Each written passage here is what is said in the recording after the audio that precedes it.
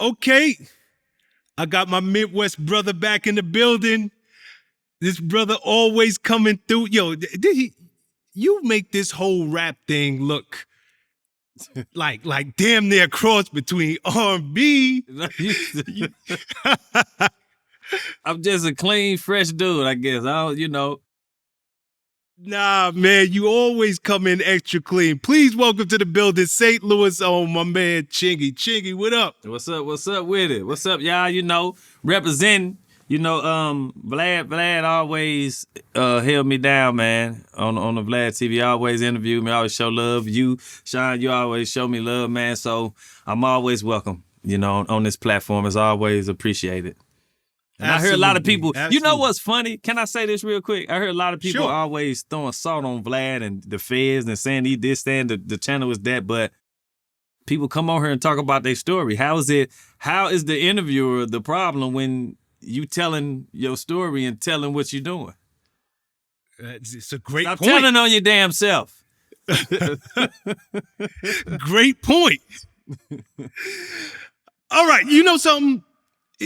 Let's keep this. Let's start it in the Midwest. Yep. I had an opportunity to sit down with one of the best out of the Midwest, my man Murphy Lee. Murphy Lee. Yep. Shout out Murphy Lee.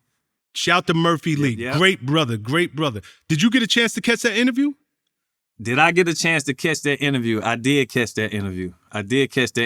And it was some half truths in that interview that I think even Murphy Lee himself didn't know much about, that he was speaking on. And so I actually want to touch on some of them things and clear up some of them things, because you kept hearing them say, you got to talk to Chingy. I'm just giving my perspective. I think if people don't know, you shouldn't say anything, for one. You know what I'm saying? And I'm here to clear up some of that, because there's some stuff I really didn't appreciate far as what was said. Okay, so cool. I thought that he gave a very level-headed interview.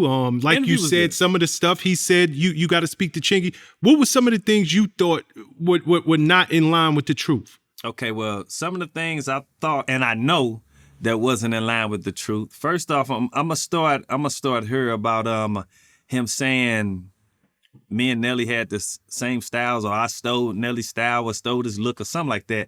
And he was talking about when it came to the do-rag.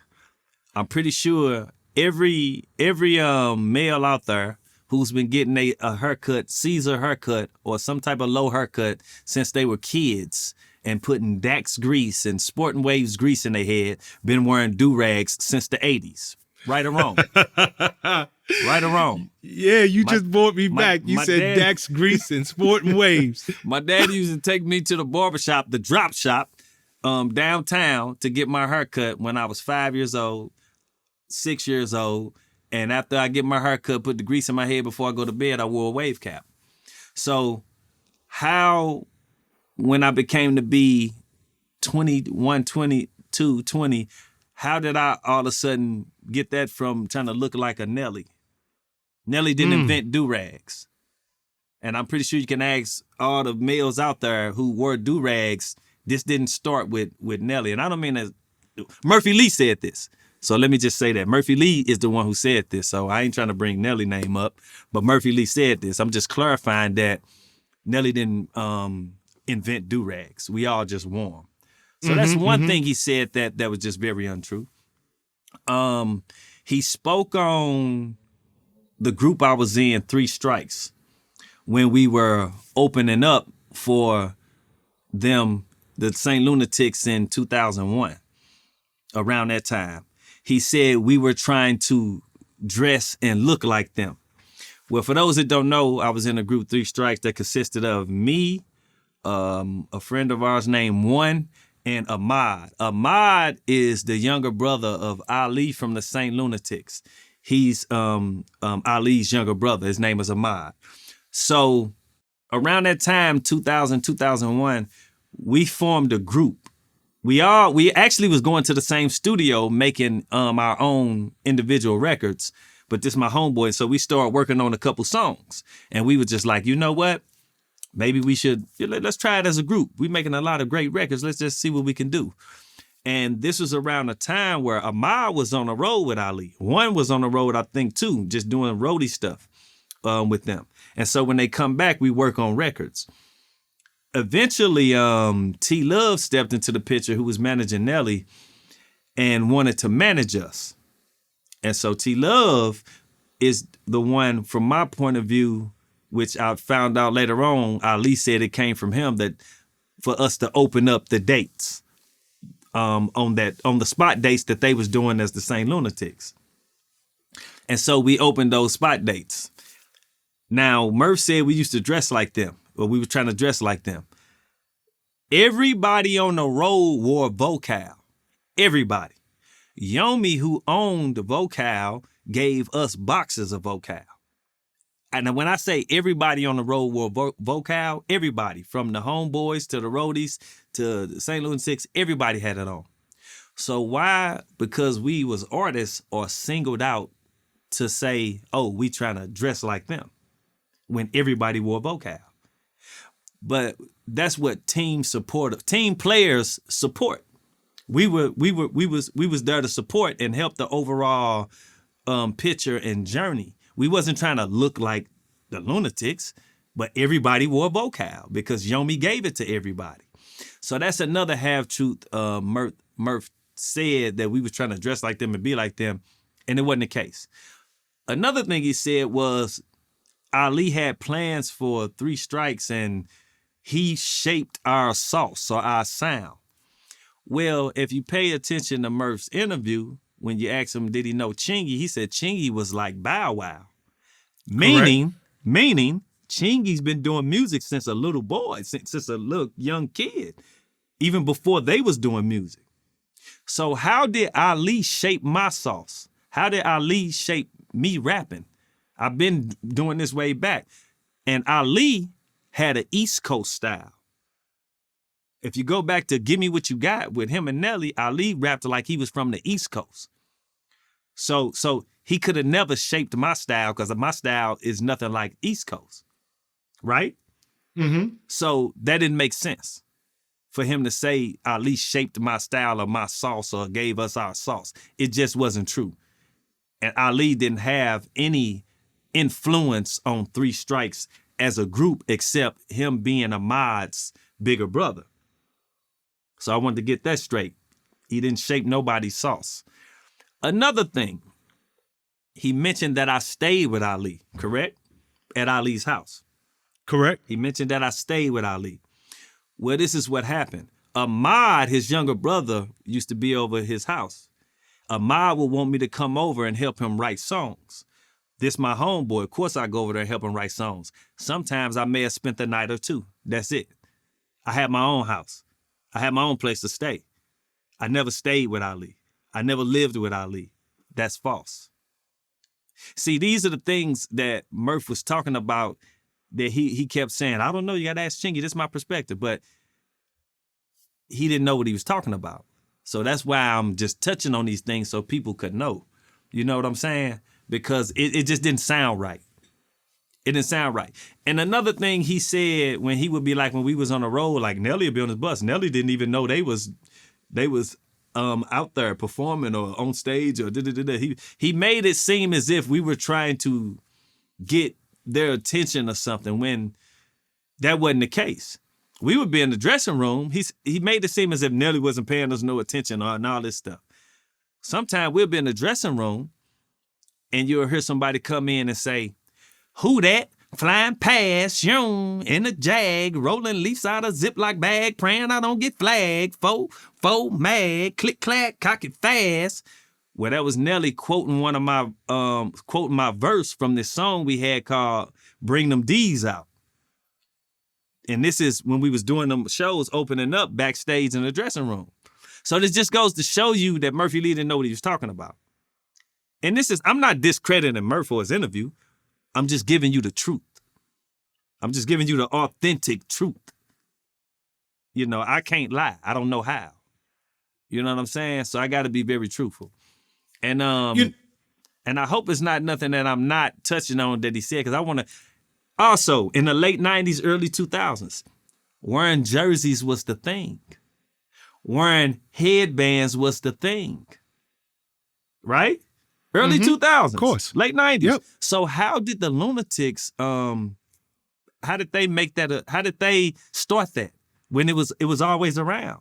Now, don't get me wrong, they kind of made it fashionable because they did it a lot. But if you go back and look at Fabulous videos, a lot of people videos, jerseys and headbands was the thing. Am I right or wrong?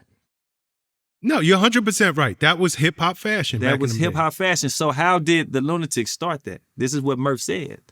They started that. Okay, so a couple of things stick out to me here. First and foremost, you really paid close attention. I mean, I just randomly asked you, did you catch the interview? You really paid close attention to that damn interview. Are you a person that just watches interviews like that? Or was you zoned into that particular one? Number one, because Murph is from St. Louis. And number two, your name came up a couple of times throughout the interview. Do I watch interviews like that? I watch interviews sometimes, but I paid attention because I wanted to see what he was saying about the group I was in and my name. And what oh, speaking of, I wanted to see what he was saying about me and the group I was in, if he was telling the truth, the authentic truth. And it seems he wasn't.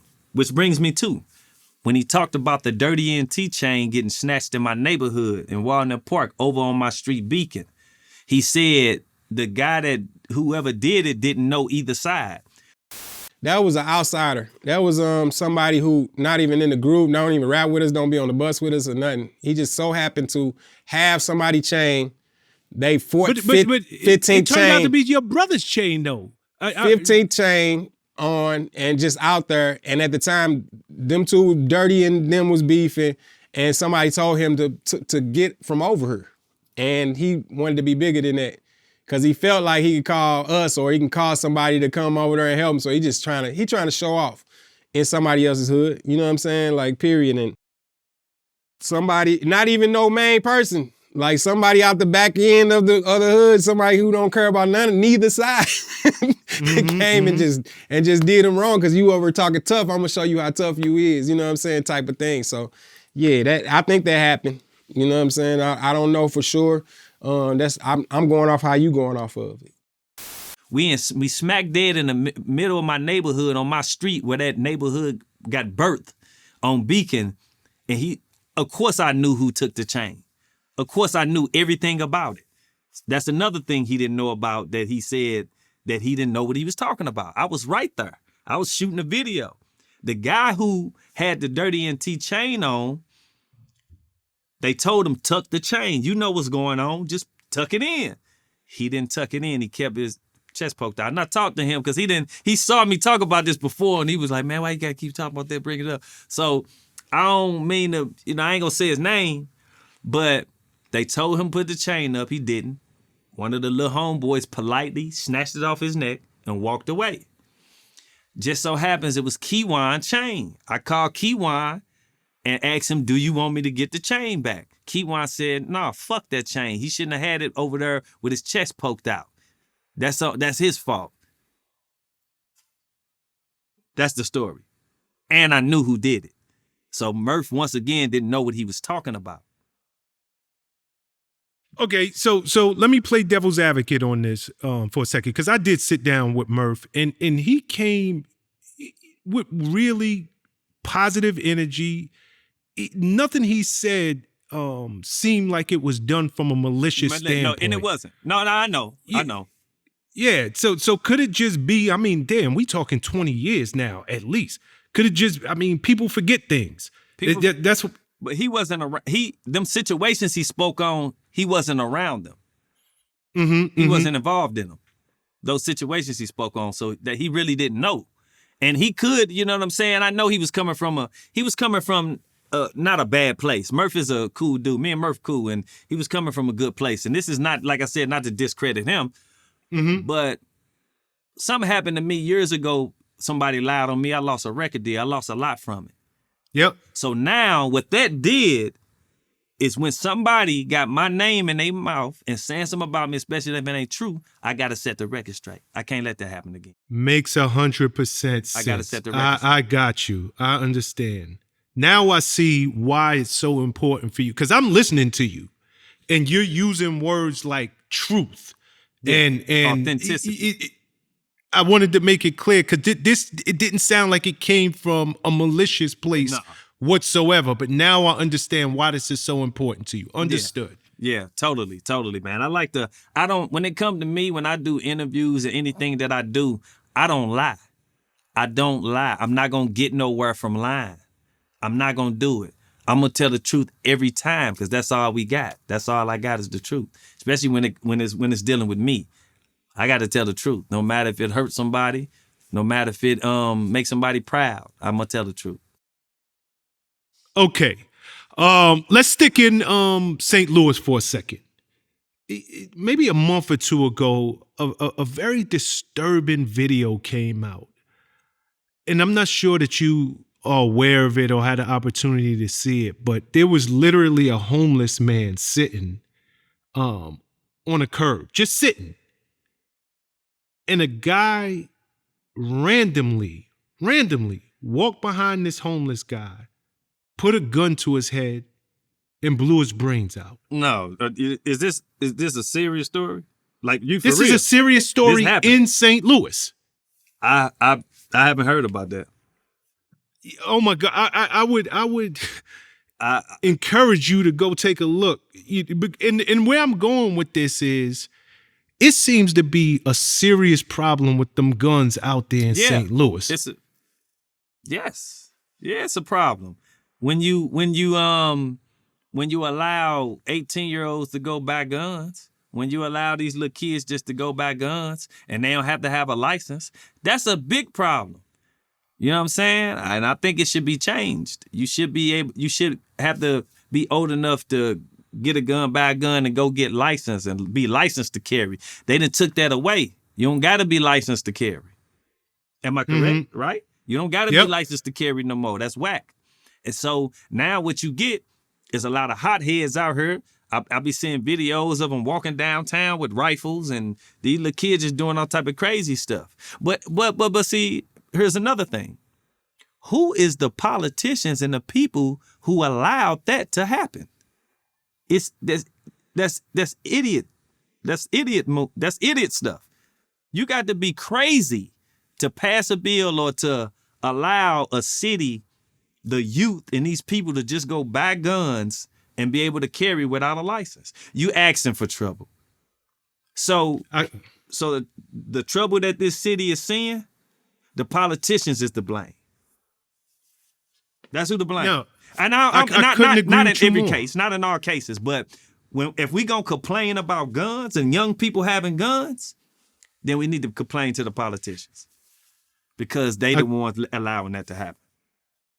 I could not agree with you more. I mean, it almost seems unfathomable that a law could be passed by a politician, any level-head politician, to say an 18-year-old can walk into a store and legally not only purchase a gun, but carry it concealed. It's insane. It's insane. Insane. That it sounds like to me some people want some people wiped out. So the best way to do it is let them wipe themselves out. You know, speaking of guns and speaking of St. Louis, are you familiar with the rapper 30 Deep Grimy? I sure am. Actually, I've had many talks with him about staying out the street and, you know, taking another route. Really? When I talk to him, he always bring up when he was little, I came to this corner store on Goodfellow when he was there. And he started talking to me, and I talked to him and his homeboys, took pictures with him and everything. So he always remind me of that. And just that little thing touched him. Me spending time talking to them, taking pictures and hanging out with them. And I'm very familiar with Grimy. Yep. Something happened. Wow. What's something happened? I mean, he just got 7.5 years for gun possession. See, and he's somebody for a fact that I FaceTime and kind of was talking to him about these issues and these things. Yeah.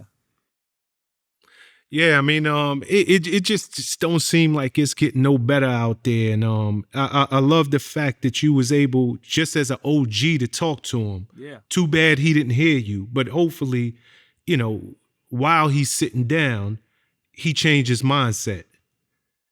I hope he changed his mindset, because sometimes it starts with you, but it comes from a lot of childhood trauma, a lot of childhood things you deal with your parents. Your parents not paying you enough attention. Your parents not hugging you and kissing you. Your mom not embracing you.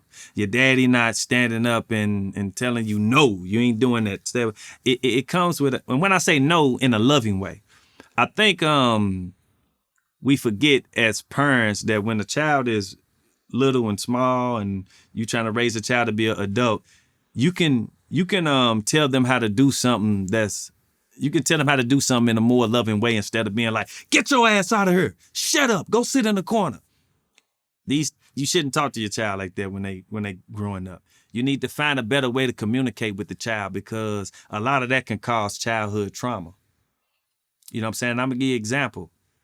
Me coming up, may my mother rest in paradise. Me coming up, my mother wasn't the kissy, huggy, I love you type. She just wasn't. So and then my daddy was a street hustler, player, a lot of girls, uncles, cousins, this the same way they was. So I grew up thinking I had to have a lot of girls. I also grew up with my guards up like this, because I didn't have that woman who, I love you, kiss me, hugging me all the time. So I grew up guarded with women. So, and I felt like I had to be a player and have multiple girls. And so as I grew, I had to teach myself certain trials and tribulations of what a relationship is with a woman. You know what I'm saying? What to look for, what not to look for, because I didn't know, because my mama didn't embrace me in that way. And nothing against my mama, like I said, may she rest in paradise, because she said her parents did that to her. Did that, you know what I'm saying? She just got what she got from her parents. And she just, when she had kids, did the same thing. But a lot of what we do as adults starts from childhood trauma. You know what I'm saying? We got to go back and look at that. We can't just say, growing up, oh, he's carrying the gun and he shot him, and oh, he's got depression because of he's doing these drugs. No. It's deeper rooted. It's way deeper rooted. I agree with you wholeheartedly, and you are so right. So right. But let's transition this interview and go to a place that's a little more positive. Yes, sir. Your brother, Ludacris.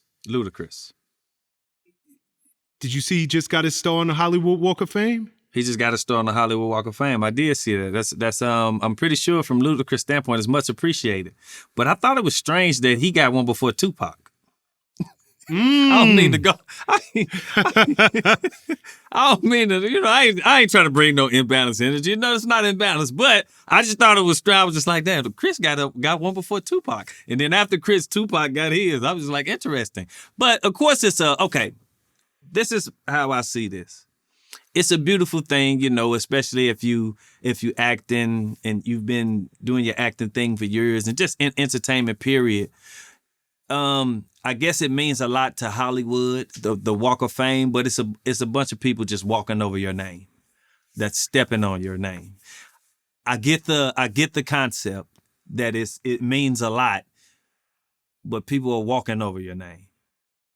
You looking at that too literal, man. I know, and sometimes I can be that way. You know what I'm saying? I'm not saying there's nothing bad. But it's on the ground, and people are stepping on it. That is true. It's a beautiful concept and thought far as you being a musician or entertainer, to have your name engraved in the concrete and remembered. In that way, it is great. It is. Yes. It's a cool thing. It's a cool thing. You know what I'm saying? But that's just me. People are walking over it. Yes, they're walking over your name.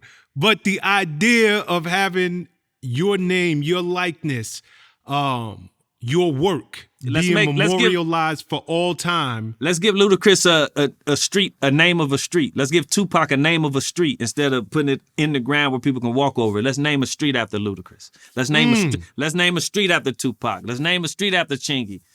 You dig what I'm saying? Yeah. And I'm speaking of, while we're on the topic, I've been awarded myself. I don't get a Hollywood star, you know what I'm saying? But you know, in St. Louis, I got key to the city. The mayor, Tashara Jones, gave me a proclamation, key to the city, and awarded me with that. So for my inspiration on the city, and you know, I've sent kids to college and all type of stuff. Help less fortunate kids through Chingy for Change Foundation, and yeah, man. So I get it. It's all appreciated, and sometimes people gotta give, so they say, give you your flowers while you're here, and not just try to give your flowers when you pass away. Absolutely, and congratulations on your key to the city. It's well deserved, brother. Yeah, it's a great thing, man. It's a beautiful thing. You know, I put this city on my back since day one with this music and just everything that I have done entertainment-wise and just period. The reason this city is known is from individuals like me shouting it everywhere. It's people out of town that know where I come from, which is Northside Walnut Park over there on Beacon, that know where I come from, that's in Japan. That's in Australia. That's in all these places. And so I've been a voice for this city since a kid. So it's really great. It's really cool. Yeah, it must mean a lot to you. So congratulations. Okay. But by any chance, did you get a chance to hear the Pusha T diss record against Jim Jones, or the Jim Jones comeback to Pusha T? I heard some of. Did I hear the Pusha T or Jim Jones records? No, I heard some of what Jim Jones was spitting. I didn't hear Pusha T, but I've been around both of those guys, and at this point, it's just I don't know what to say about it. Cause it's to me the back and forth. They just celebrated 50 years of hip hop, but I guess they try to say hip hop was birthed off like battle rapping and going against each other. If you ask me, hip hop was birthed off conscious thinking, conscious music to guide our people in a different direction. That's where the real hip hop came from. If you ask me, I think battle rapping was an aspect. If this is battle rapping that they're doing and it's some friendly fire and competition, cool. But we all know how this pans out. Rest in peace to Biggie Smalls. Rest in peace to Tupac. Rest in peace to a lot of other young artists as well. It nothing good comes from these type of things. You know, so well said, Chingy. So well said. So well spoken just now. I mean, and you kind of took the words right out my mouth, because I was going to ask you, what do you even think about hip hop beef in 2023, knowing that this is the 50th year in hip hop? Like, and these are two OGs. These ain't young boys. They both been in the game for 20 plus years. Yeah, and that's why I said if it's friendly fire and all, you know, if it's not really nothing and they just doing some competition thing, cool. But the type of individual Jim Jones is, Pusha T, you know, what they say their characters are, you know, things roll over. 50 years of hip hop, it is definitely a couple years older than me. I wasn't born, you know, when hip hop was birthed, but I came to be a son of it. But it just needs to cease, because this is when you look at a lot of the young artists who are now in it, they be beefing, they get it from previous artists that they watched and looked up to. They get it from these artists they looked up to. These artists that they looked up to do it, and to them it's cool to do. And I think today is kind of beyond a point where a lot of the wiser artists, meaning older, could say something about it, but the kids today, they this generation, they understanding and they tolerance is zero at a lot of times. So I think it's just foolish. I think it needs to cease. Like, you know what I'm saying? It needs to just be done with, all the little stupid beef stuff, because people steady dying behind it. You know, it's became an epidemic. Like rap artists dying behind these beefs and stuff. getting killed for being rap artists. It's became a thing. Yep. And we not really changing anything.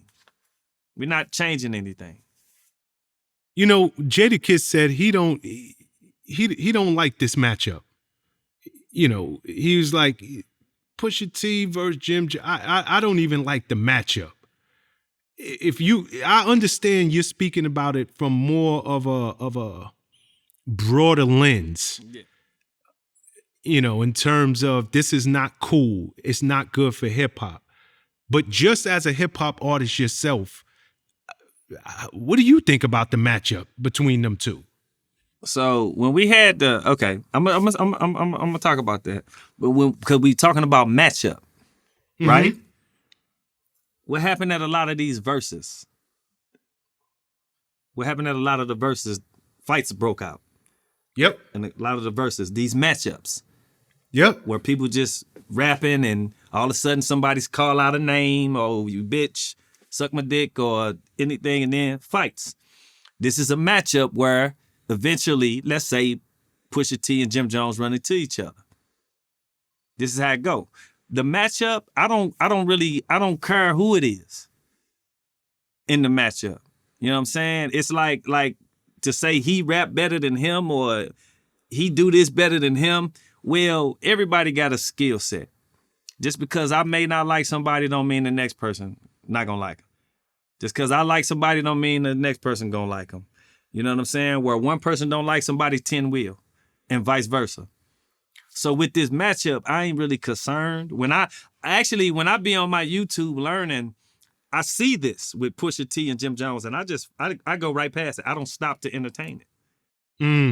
I don't stop to entertain it because to me, I'm allowing myself to be in that imbalanced energy. When I stop on it, click on it. I do this a lot too, because I go on YouTube to learn. I literally go on YouTube to learn. I use it as a learning tool. So when I go on there and I see these things, I feel like if I stop and give that some energy, I'm soaked into this imbalanced energy and I don't want no parts of it. Got you. You know what I'm saying? Got you. Yep. But I And know you're right. I know I probably went around the question a little bit with the matchup, but I just don't care for it. Not that I don't care for the two artists. These are two great artists. Both of them have accomplished lots of things, legendary things. It needs to cease. Nah, it's well said on your part, and I think not just myself, but everybody who views this, we're totally going to get where you're coming from, because and always it's a respectable perspective you're sharing. We always look at things that this is a competition, this is a matchup until somebody die. Yep. Till somebody really get hurt. Then we like, oh, but no, y'all was rooting it on. But sometimes you just got to say, you know what, y'all cut it out. Let's just dead it. You know what I mean? Just dead it. No, I love your perspective. Real talk. Great perspective. Okay. Peace and love and light. Let's talk about a friend to this channel who has seen his share of beef and troubles with the law. Very outspoken in hip hop. Boosie. There you go. You already know where I'm going. We'll swerve on him. Hey, listen, let me tell you something. Man, I've been listening to Lil Boosie since he was underground with him and Webby with Swerve. Swerve on him was one of my, man, listen. Acting bad, swerve on him. Hey, listen, look, I mess with Lil Boosie, man, and I like Lil Boosie, and I like that he's outspoken. I think sometimes though we can be too outspoken. We can be too outspoken. See what you gotta realize. I remember something happened to me in New York. This is in 2004. Hip Hop Police. I was at a club, just having fun. We was out, me and my homeboys. We just having fun. We left. So for some reason, the cops got behind us, and the cops pulled us over. They hopped out a van. It was a gang of them. Had us in the street on the ground. Look, we almost finna fight them. They was talking about somebody told them I had a gun. I'm like, man, come on, you can't be serious. We was just in the club having the best time of our life. Who actually told y'all I had a gun? It was just stupid. But these people, when technology progress And now you have Instagram, you have your YouTubes, you have the TikToks, you got all these things where these artists are now, the reality is that platform. Because you could just go on there now and see what's happening. When you got these artists with the guns out, pointing the guns to the camera, doing this stupid shit. Then these artists get on these platforms and start talking about that and telling on themselves. I'm gonna tell you something. I come from humble beginnings with real. I was raised by my daddy, uncles, everybody, real gangsters. These dudes is real gangsters, taught to move in silence. They don't believe, they not on social media to this day. They don't believe in it. They always felt like real gentlemen and gangsters move in silence. And this is what I was brought up on. So when you get on these platforms and get to just running off at the mouth and just telling your business and who did what and how they did it, this is the new thing for investigation. This is the new thing for the detectives to look at. This is how they getting up on you. This is how they seeing it because now you giving it to them on a platter. They don't got to do much. They used to have to roll through the neighborhoods. They used to have to go to the places. Now they can sit back and just look at you and say, oh, okay, see, he didn't even know he did that. Got him. Yeah, it's crazy because like you said, these rappers are making it so, matter of fact, this is bigger than rappers. A lot of these dudes who are keeping it real are making it way too easy. The police they literally can go to Dunkin' Donuts, sit down, have a coffee and a donut, and scroll Instagram. Yep. And y'all doing their work for them.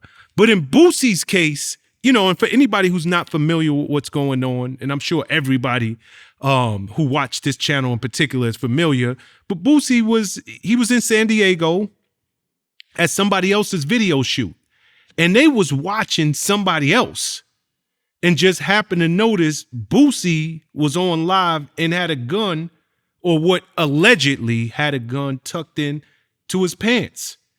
They send out a helicopter, track his vehicle down, pull him over, and arrest him on gun possession. Now, the crazy thing is the state pretty much was going to dismiss it. You out on probation, whatever. He got to protect himself. And the feds picked it up.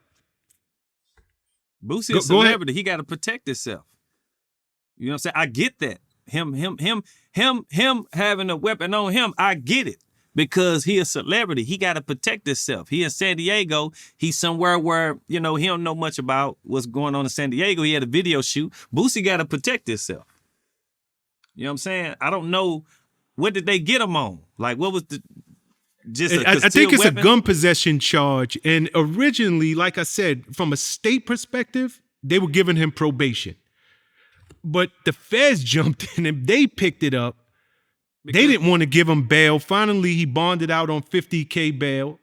They want to make an example out of him. They want to make an example out of him as a rapper. They want to make an example out of Boosie. That's why that's probably why the feds picked it up and tried to do that. Or they might got other interests with him. You think it could be that deep?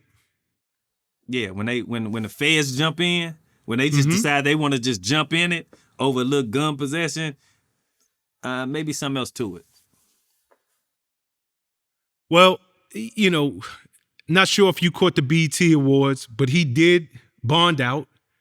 And I seen him when he was in true Boosie style. Went to the BET Awards and bought his two lawyers. He was clowning. Yeah, yeah. I man, when I get a lot of time when I see Boosie on the social media, man, he just be having fun with it, enjoying himself, and just living his life. And and he just we know he a dude that just kind of is outspoken. You know what I'm saying? He gonna say how he feel. But I just be seeing Boosie just living his life, just trying to have fun, man. And it's unfortunate that sometimes when people see these interviews and everybody, you got authorities, you got civilians, you gotta watch what you say. You gotta watch what you say and how you say it, because it's already people looking at, like for instance, the detectives or the feds may already be looking at Boosie like they want to catch him up on something. So that may just give them a reason to say, okay, yeah, no, jump in that so we can question them about this. Oh. You see what I'm saying? Because some of the stuff I see scrolling on YouTube it's some crazy shit. I be seeing shit where they'll be talking about a top rapper and then they be talking about, here's his hitter. He got 14 bodies. It just be some crazy shit. I'd be like, man, who is putting this shit together? I'm glad I don't be on none of that type of shit. You know what I mean? You absolutely right. You absolutely right. But again, shout to Boosie, man. I hope it all work out in his favor. Real talk. He a good brother. And from my perspective, I agree with you. It just seemed like he trying to live his life and have fun. That's it. That's it, man. I've been following Boosie since his underground career. You know, so I've always been appreciative of Boosie journey. Okay, we live in a time now where, speaking of rappers getting locked up, in trouble with the law, it's nothing unusual about that. That's just what it is these days. And you know what? Speaking of that, just because you said that, Tupac's bald headed, right? He never wore a haircut. I used to think it was because he just decided he just wanted a bald head, but actually it's because when the police beat him up in Oakland for jaywalking or something, it's parts of patches in his head where he can't grow hair because they beat him that bad.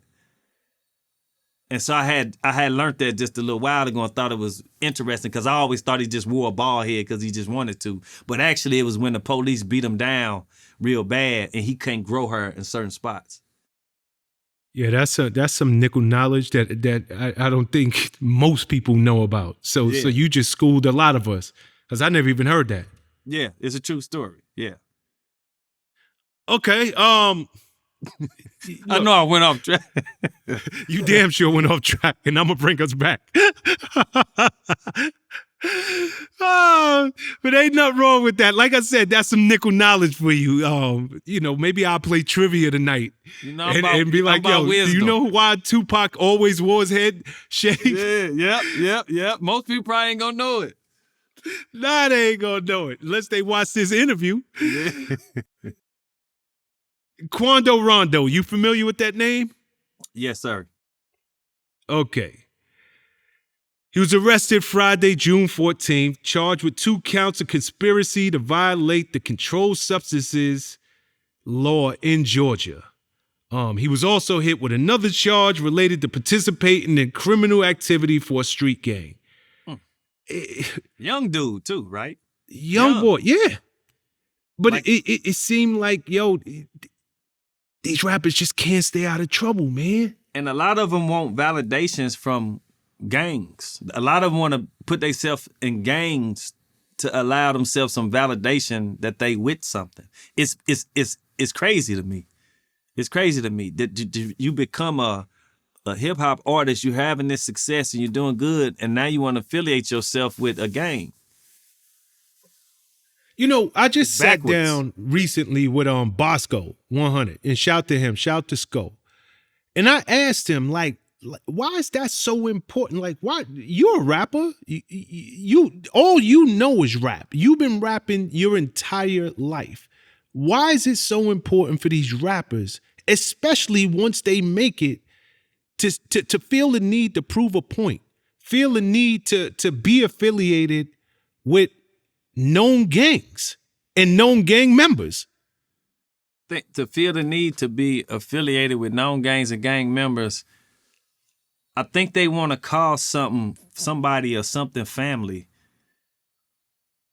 I don't know if they don't have their close family close to them, they close friends who got their back, but they get in that, and sometimes they follow in the footsteps of friends too, who may be connected to the gang. They may be just following the footsteps as well, because it's crazy to me. Like I come from that background. Like that's been in my life all my life when it comes to gangs and stuff. But I watch these little young dudes get in this music industry and they just go that way. And you know what, man, to be honest with you, I think they just want to, to attach to something that they think is some people over there that love them, or they following behind somebody's footsteps that's around them. It's just like if, okay, let's say I'm a new artist. I just got on. My older brother, when we go to LA, he always hanging with some Crips. He bring the Crips around me. And every time we go to LA, this is just kind of what it is. We start kicking it. He bring them around me. I get to know them. Everybody cool. That might start rubbing off. The gang stuff. You know what I'm saying? It may start rubbing off. And just unconsciously, just because now these people that got within my circle, they represent a certain something. My brother be doing it. Why not I do it now? You know what I'm saying? Everybody feel like family is all fun and games until it's not. You know what I'm saying? You know, in everything you saying, I hear you loud and clear. But you get in this game to get out the hood. You get in this game to make money. You get in this game to change the trajectory of your family and loved ones' lives. I don't understand why. I could understand once or when you're still on the way up, you ain't made no money, you got to do what you got to do to keep the lights on. But these are not broke rappers. But also these are millionaire rappers. But also my favorite artist is doing the same thing who I've been looking up to. Who? No. I'm saying as if I'm that young artist who's just got on. Okay. Oh, my understood. My favorite artist is also this. So that's another way to get into it. Because my favorite artists hang around a lot of gangsters and drug dealers and gang bangers. So it's a following footsteps. You know what I'm saying? A lot of these artists be inspired by that. Listen to the music. Listen to a lot of the trap music. Listen to the music. It's everywhere. I got little cousins too who be on the same thing. You know what I'm saying? Gangs and they be on the same thing. Yeah, but I guarantee they on the same thing. But they don't have the money in their bank account that these other guys as they older uncle Chingy or their older cousin Chingy got. Sometimes the money could elevate the mindset. Sometimes the money could elevate the mindset. Sometimes the little younger artist now may have an ego, now may think he bigger than life. So what do we do now? Now that gangbanging is extra. Now it's a little more extra. Now I got to be extra. Look at the Quando Rondo. Mm-hmm. You know what I'm saying? Mm-hmm. And all that. I've heard a lot of stuff about him for us. You want to know what's crazy? When his friend got shot in that SUV, we was riding by right after it happened. I was in LA. Are you serious? I'm dead serious. At that gas station. Yep. I was right when it happened. After that, they had it blocked off. Me and my cousin was riding by. We was like, damn, what happened there? Because we was actually talking about the crazy shit that was going on in St. Louis. And getting away from there on that all the crazy shit. And that happened when we was riding by. No bullshit. I remember that. Damn. Yeah, I mean, I hope that little young brother figure it out, man. So do I. I hope he figure it out. I hope Kodak Black figure it out. I just hope so many of these young brothers, especially who are making money, who have a chance to do something different. Who's the wise individual around? Who's around them that's leading them? Somebody needs to be leading them in a right direction. They need proper guidance. Like just for instance, like my character, you can go ask. It's so many little young dudes I know that's cool in my neighborhood, and just period. I'm always trying to be a balanced influence to them. I ain't the dude that's gonna be like, yeah, nigga, go out there, fuck them niggas and go smoke, go do this, go do that. It just ain't me. I always want to guide them in a proper direction where they can prosper. So it makes you think, who are around these little young dudes? What type of influences are around them? Maybe the cup influencing them. Maybe the lean is influencing them too much. Maybe the drugs influencing them too much. But who is the human influences around them? Who's actually watching them around them, watching them go that way and saying, yeah, keep going, nigga? Or is it anybody that's saying, no, man, come on. You need to slow down. No, get this cup out of his motherfucking hand. Here, no, you need to slow. You know what I'm saying? Yeah. Do they got people around them like this? Or is it just yes men around them? Yep, you're right. Yeah, keep doing that. Yep. Because they getting a couple dollars or something. So we got to see who's around these dudes.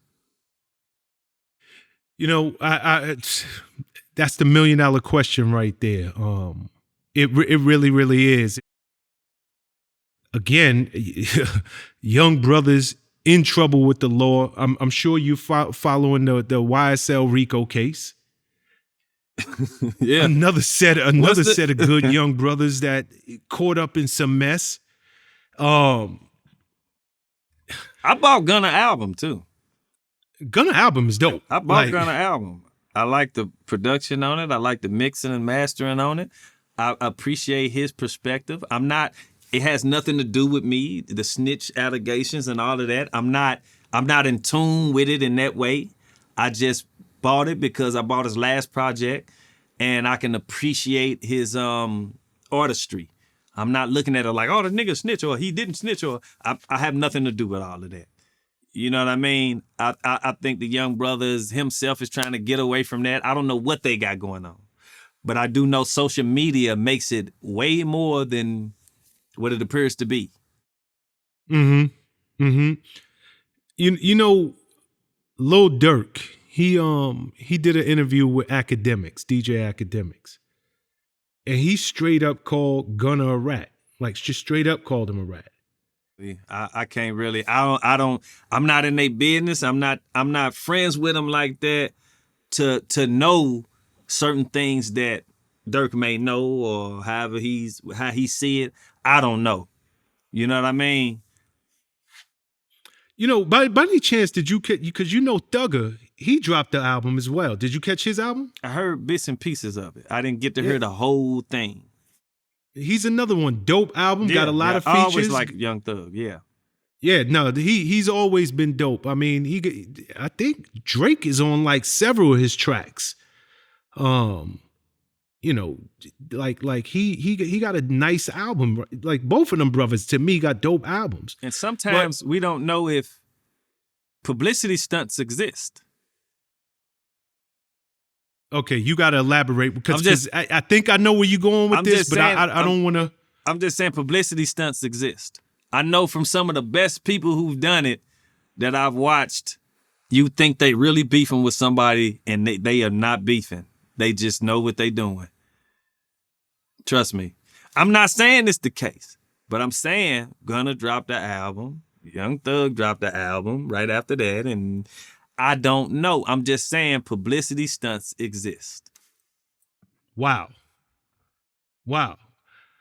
Okay, before I move this interview on, you know, I didn't expect that, but I mean, you might have a point. I don't mean to cut you off. In today's existence of social media, a lot of people have caught on that we don't gotta be beefing for real, but these people may think we are, and it'll create tension. They'll pay attention to your project. They'll pay attention to my project. They'll want to buy my project just to see what I'm talking about.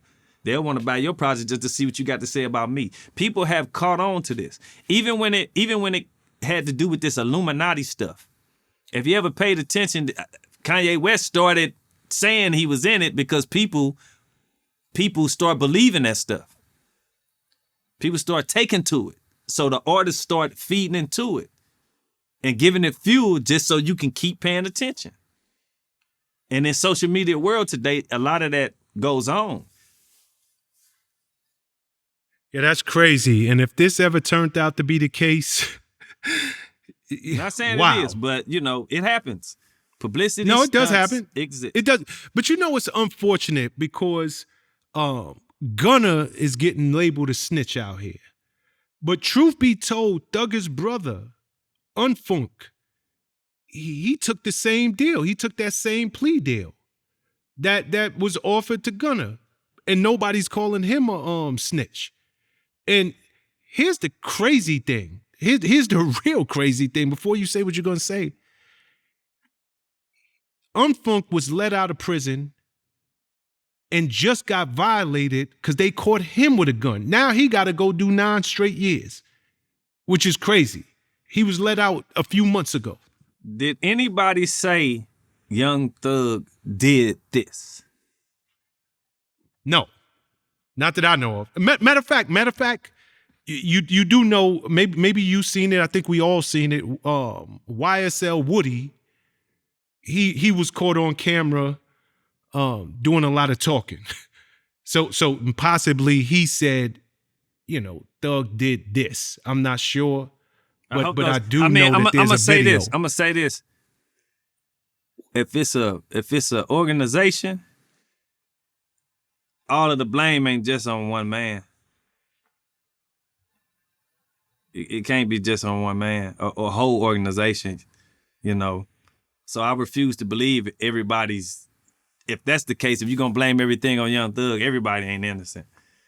Don't put everything off on him. Mm-hmm. But see, he's the CEO of the ship. We always catch the bad end of the stick.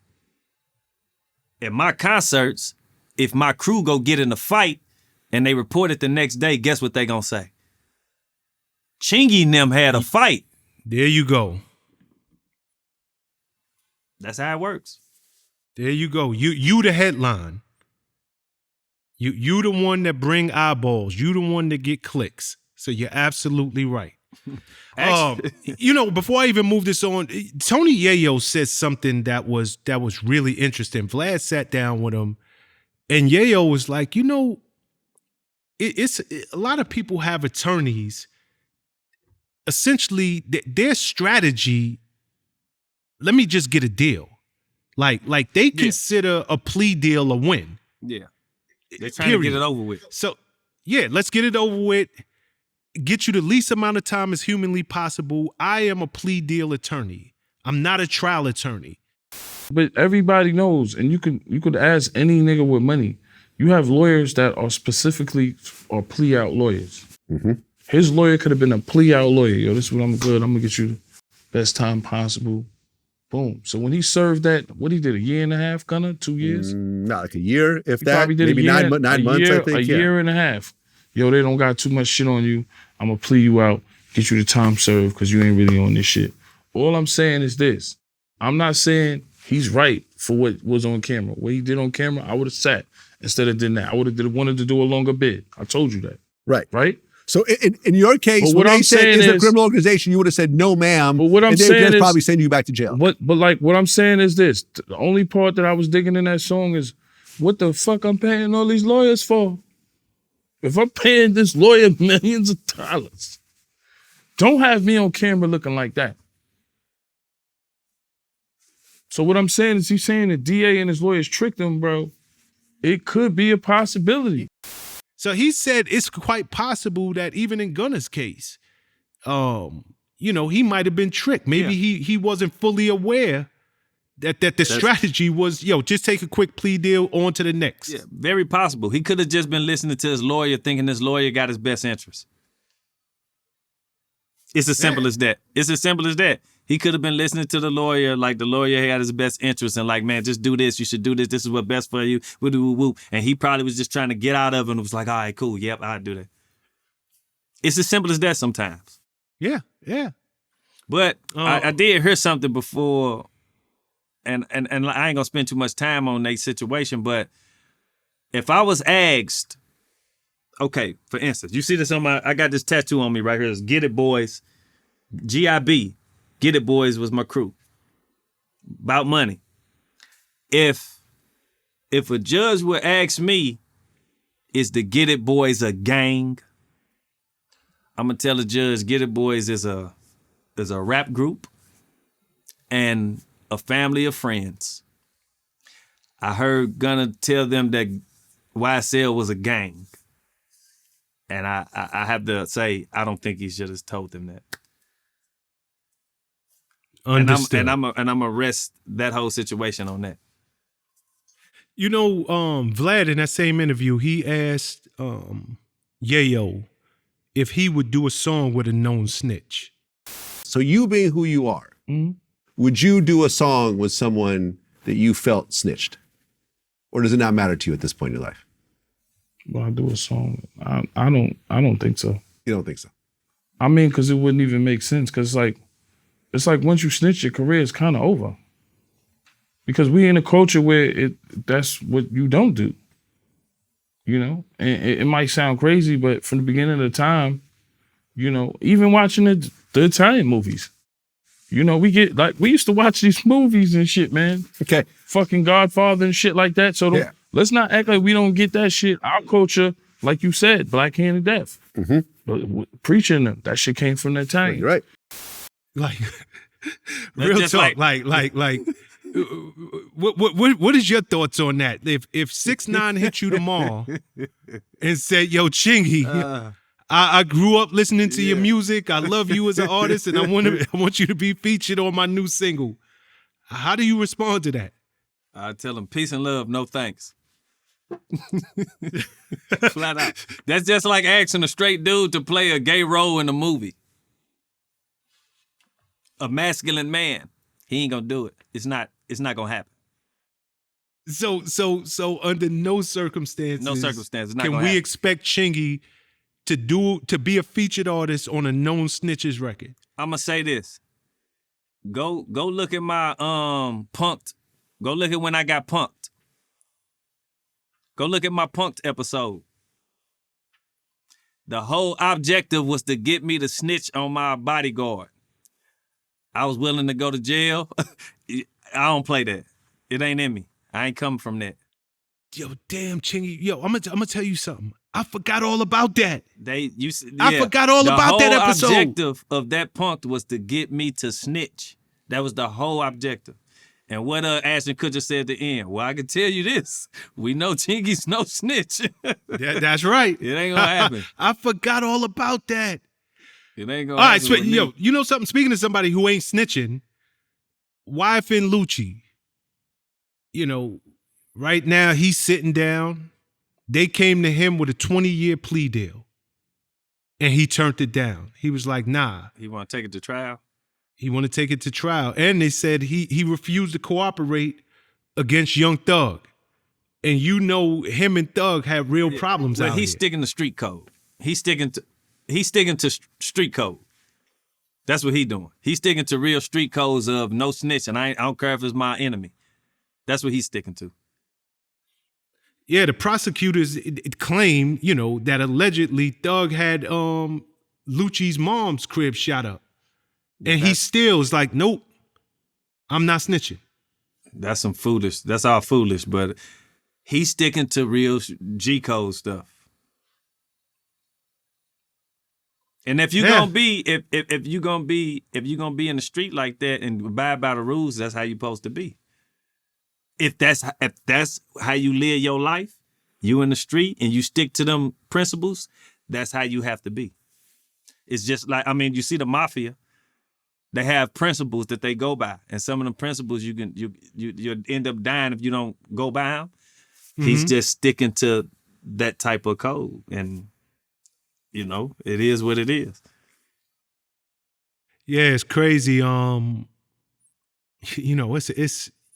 I don't know all of his charges. Foolish, man. A lot of that stuff is so foolish, man. Sometimes I don't even know what to say because you gotta look at the stuff people been killed over. Look at the stuff people going to jail for. All this, it's stupidity. We creating our own genocide. And I'm talking about the people that look like me, that got the same hue as me, the young brothers out here. We creating our own genocide. That's why these little dudes can carry, because we gonna create our own genocide. They know that.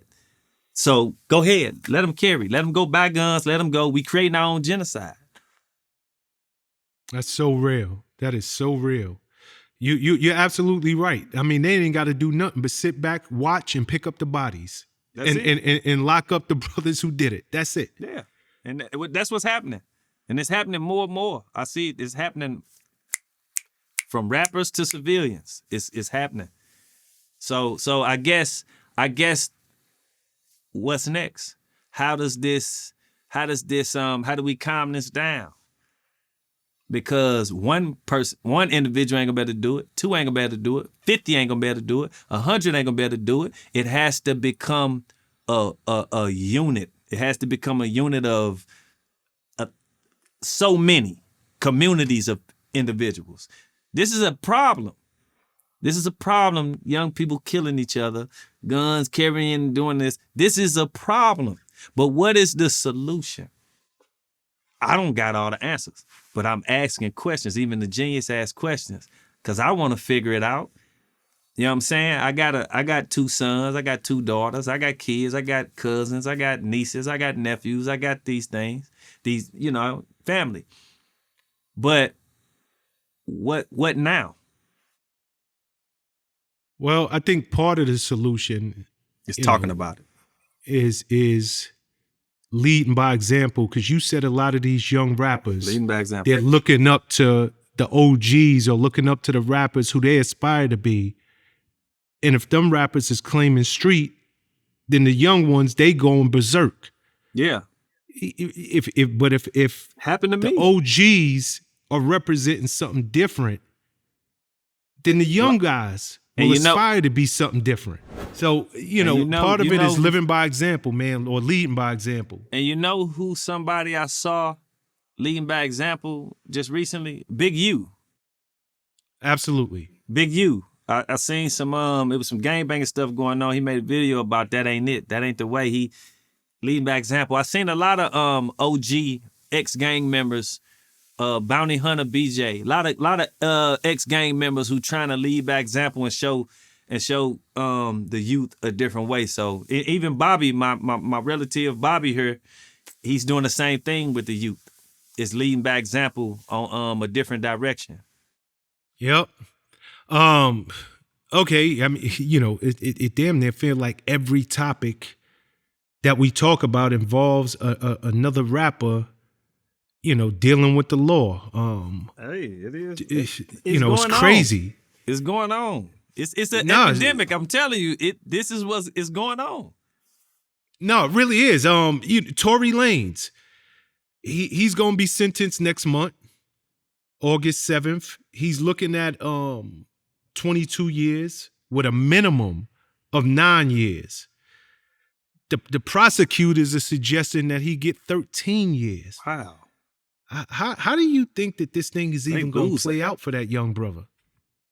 Of course I'm familiar with the situation between him and the young lady.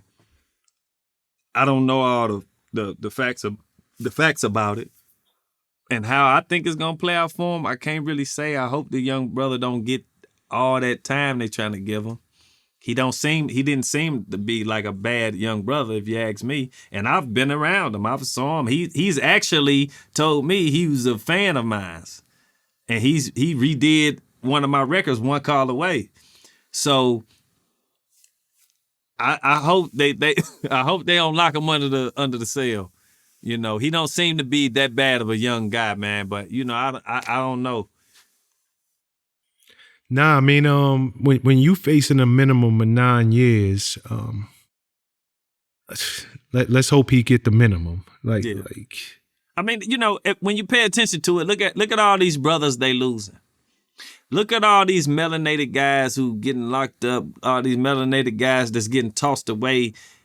It's happening a lot. It's happening a lot, and it's a lot of artists. It's a lot of rappers. It's a lot of R&B rappers. I mean, It's a just lot of this past week, CEOs. Casanova 2 times got locked up, 15 plus years.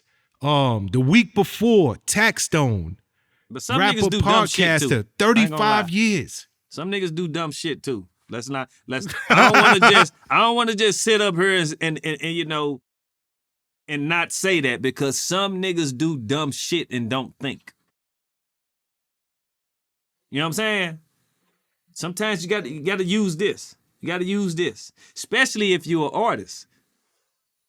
You don't hear nothing about me because I use this. You don't hear that crazy shit about me because I use this. I know how to move. And you're not going to hear that crazy shit. And if you do hear some crazy shit about Chingy had to do somebody, you're going to know it's real. Chingy's a good laid back dude. He don't bother nobody. So if somebody's fucking with him, they must have had it coming. But you're not gonna hear nothing crazy about me because I know how to move and I use this right here. I'm a thinking man before I'm a doing man. If I'm in a situation that don't make sense, I get myself out of that situation. If I'm in a club and I see stuff brewing that don't look good, I'm gonna remove myself. And it might not even have to do with me. I'm gonna remove myself because I can see the energy formulating. That's the type of individual I am. So some of these dudes put themselves in these situations. And then when they get in these situations, street niggas too, they start crying about it. What you crying about? What you crying about now? You real gangster, nigga, do the time now. Shut up, ain't no need to snitch. Ain't no need to bicker. Ain't no need to cry about nothing, no help. If you're a real G, this is what you ask for this, do the time. Some of these niggas bring this stupid shit on themselves. And I'm not speaking to nobody particular, I'm just saying in general. You know what I'm saying? Because we hear about a lot of niggas going to jail, doing this, doing that. But some of them bring it on themselves because they don't think. Yeah, I'm gonna tell you something, Chingy. Like real talk, I'm enjoying this conversation because what you said, it needed to be said. Like that's as real as you could put it. Yeah. Like, look, all of this ain't the man, the establishment against us. No, all of it is not that. All of it is not that. And I'm gonna tell you something. I have a lot of European friends who help me in major ways. They love to see me win. But I'm gonna tell you, the individuals who love to see me down, they look just like me. And when I say look just like me, they have the same skin color as me. And they love to hurt me. They love to kick me. They love to see me down. It's just the reality. That's the reality. Everybody who's done me something wrong in my career, they got the same hue as me. Wow. You know something? You spoke about brothers not using their brain, getting themselves in these bad situations. Are you familiar with what's going on with Zion and Moriah Mills? Is it some girl exposed him?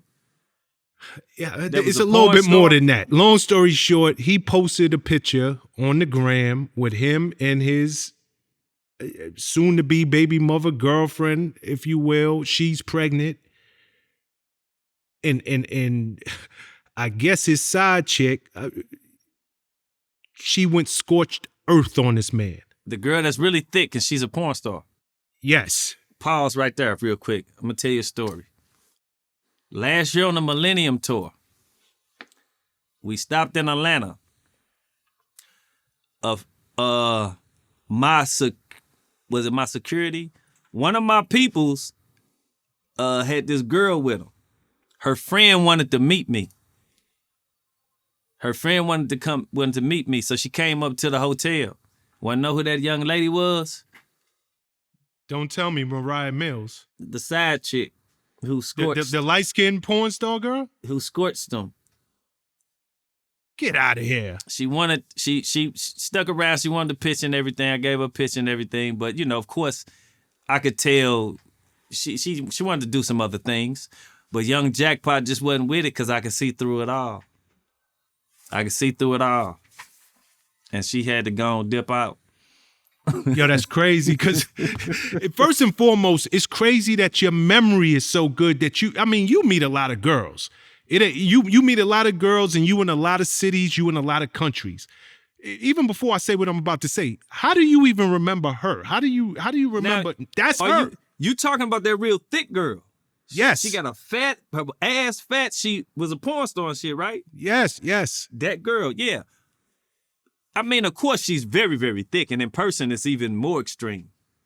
You know what I'm saying? Of course, any man gonna be like, damn, like woo woo woo. But me, I just didn't seem like the thing to do, and I don't just put myself out there like that. Or I may have been on her list if I'd end up doing that. But I just wasn't. It wasn't my thing. It wasn't my thing. But she, she came to meet me. I appreciate that. You know what I'm saying? And picture, hug, and she sat around. I talked to her for a second. I had a conversation with her. But Wow. I didn't take up to my room and no shit. Sometimes, let me tell you, sometimes you gotta, it's uncommon. You gotta trust your instinct, man. It's uncommon with a lot of guys, but sometimes it's all right to turn a woman down too. You don't got to put your dick in everything. Yeah. You did? Yeah. Absolutely. Absolutely. Yeah, man. She came out recently. She showed a positive pregnancy test. She got the man's name tatted on the side of her face. I'm like, yo, Now, homeboy, you need to choose better. Is she obsessive? I mean, it certainly appears that way. I mean, she got his name tatted on her face. She threatened to leak a sex tape. She threatened the Pelicans and was like, "Yo, y'all better trade him." She doing way too much. Or I'm literally leaking this sex tape. She doing way too much. All I can say for him is he better hope he was putting it down in the sex tape. Flat out. He better hope he was putting it down.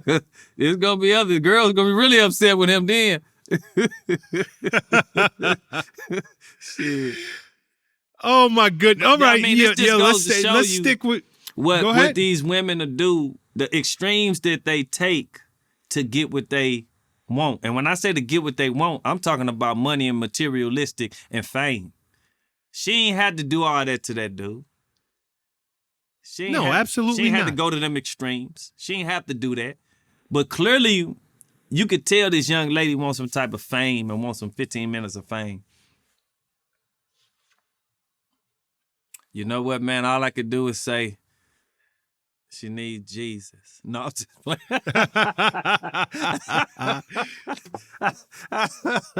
Oh, man. All right, let's stick with these ball players. Ja Morant. I'm sure you're familiar with what's going on with Ja. I'm gonna be honest with you. I don't be too much of the entertainment ball player gossip and a lot of stuff that be happening to him. I don't be too familiar with it. I may come across it, but what's going on with this dude? Come on, man. You must have been under a rock because I might know. I don't know what happened. Okay. Here's another one. We talk about these dudes making the Fed's job too easy. This dude in the car, dude, the gun. His man got him on IG Live. Yeah, okay. He got okay. Now, this is his second time getting caught with a gun, allegedly. The first time he got suspended for something like 8 games. It just came down that he got suspended for 25 games in this upcoming season. Like, where are you from? I think, I'm not sure. I know he played for Memphis. He might be from down there, but I know he played for Memphis. Well, sometimes you can take the young kid out the hood, but you can't take the hood out of them. And when you get into the NBA, or when you get into these leagues and they got these restrictions and how they are, if you really want to be successful and really want to make it and establish some type of wealthy content lifestyle for yourself that where you or your kids and family don't have to worry about nothing, sometimes it's all right to just let the hood shit go. Let that go. I've seen the video of that dude too. With the gun and stuff and stupidity. Only thing I could say, stupidity. Why would you want to ruin, your scholarship? Why would you want to ruin what you got good over here? That's something that you love to do, possibly was a dream of yours.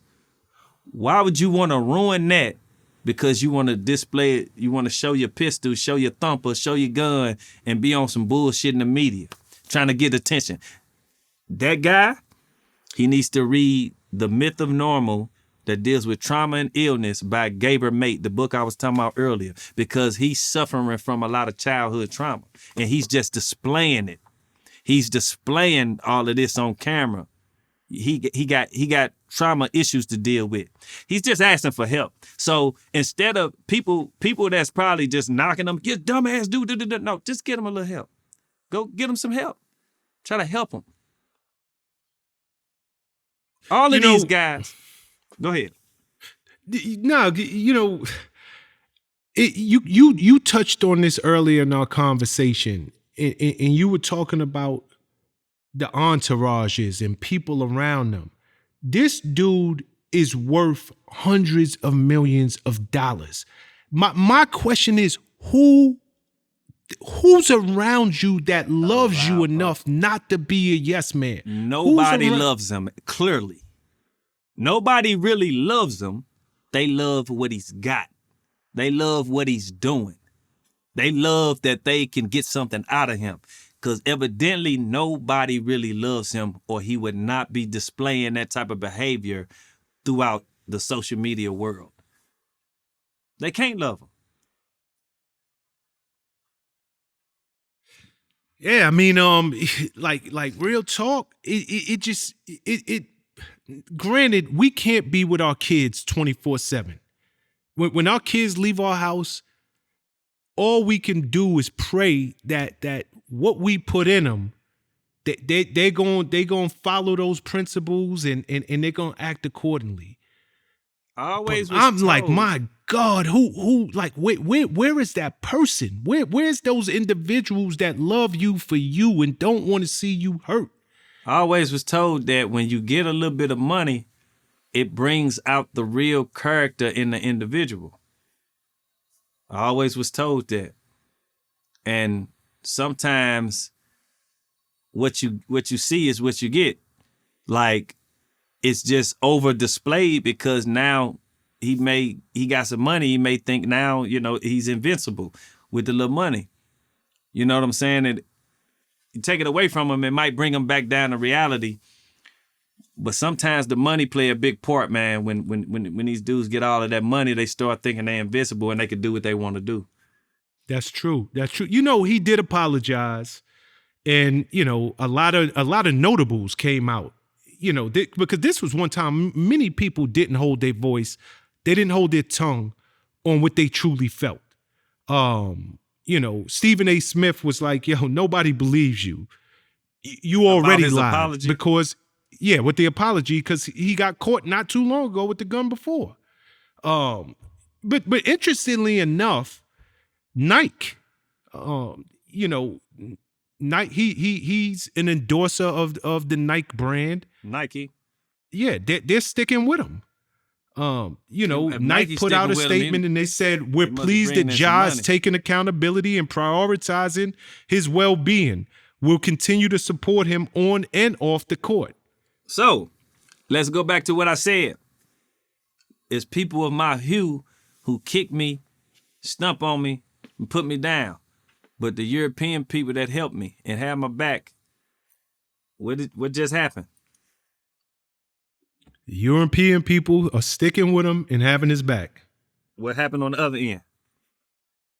Stephen A. who? Many people came out and they're very vocal with their disapproval and their... Now, hold on, Chingy. Because even as I'm saying this it's not like these people want to see this man fall. What they want to see is him learn from his mistakes. Like, how many times is it going to take before you open your eyes and realize that you are part of the 1%? God blessed you in a way that he does not bless 99.9% of human beings walking planet Earth.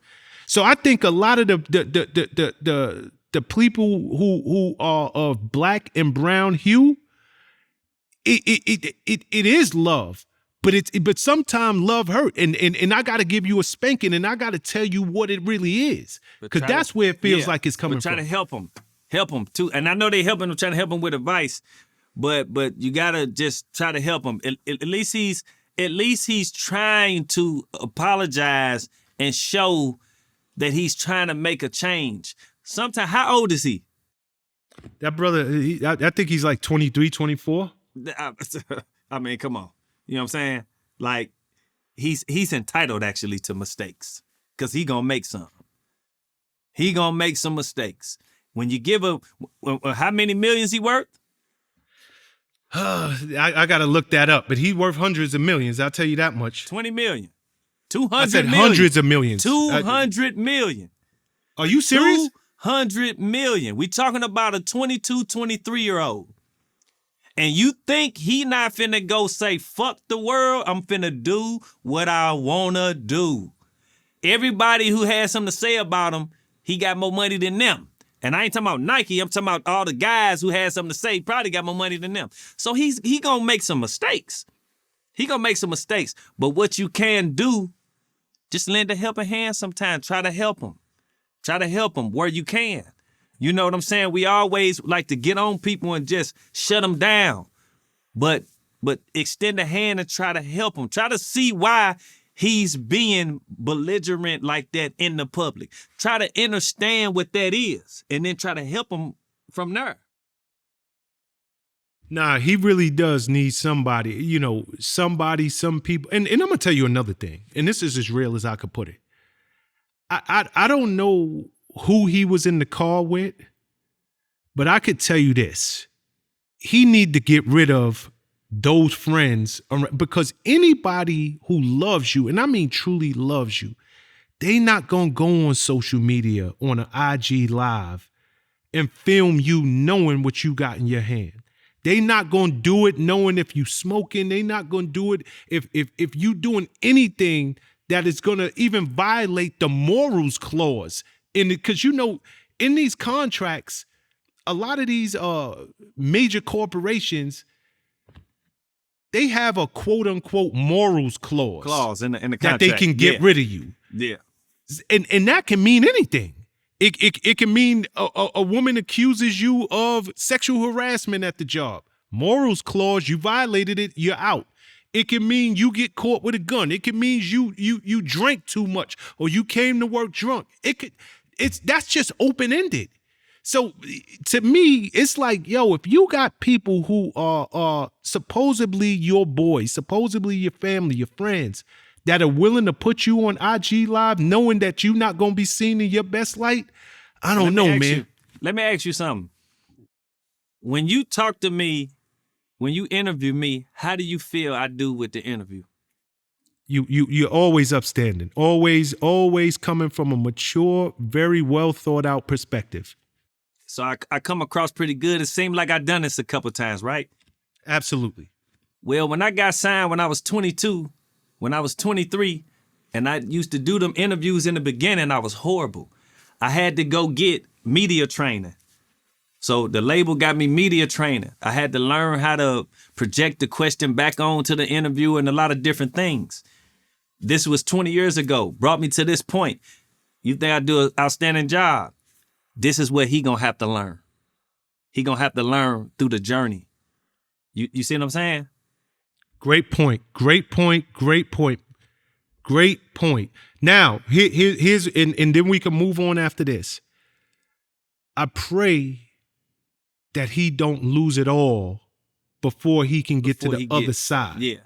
That's my prayer for him. And the reason being is not just because he's a great ball player, which he is, not just because he's one of the faces of that particular team, but there are people whose lives, it's not just him. Depend on I'm him. sure his mama, his daddy, there are people whose lives have changed. Yeah. Because he was born with such a great talent. And I pray to God that before it's too late. Yeah. I hope sometimes the mess ups make the master. I hope he learns from his mishaps and his mistakes and that he get it and he see that and he just become better with what he do and how he present himself to this social world. I really do. But like I say, we all got a journey. We trying to get somewhere, and in the beginning of that journey, we gonna have some mess ups. It's just about learning from your mistakes, and making That's the right decisions moving forward. I'm not exempt from that. It happened to me as well. None of us are. Yeah. None of us are. And I'm so happy that you shared that perspective, because you're right. You know something? I recently saw an interview with you. I don't remember who did the interview, but you were sitting outside. I think you were outside of a show or something. And you said that 50 Cent once offered you to be the president of G Unit South and have Young Buck as the co-president? No, yeah, okay. So no, this is what happened. So after after the Disturbing the Peace departure in 2004, I was on tour with 50. I used to always see 50. 50 cool dude. And he wanted to make me a part of G Unit somehow. Cause he used to always be like, I need me a Chingy. I need me a Chingy. I need a Chingy. And so he wanted to sign me. But I was like, I had to Get It Boys, my crew. And I was like, well, what I think makes sense is you sign the Get It Boys could be a part of G Unit along with me. For us, the Get It Boys.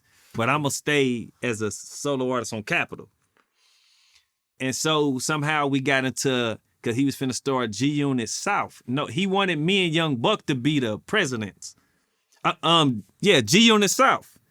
But I told him, I said, I'm from the Midwest, so that don't make it, I don't feel like it makes sense for me.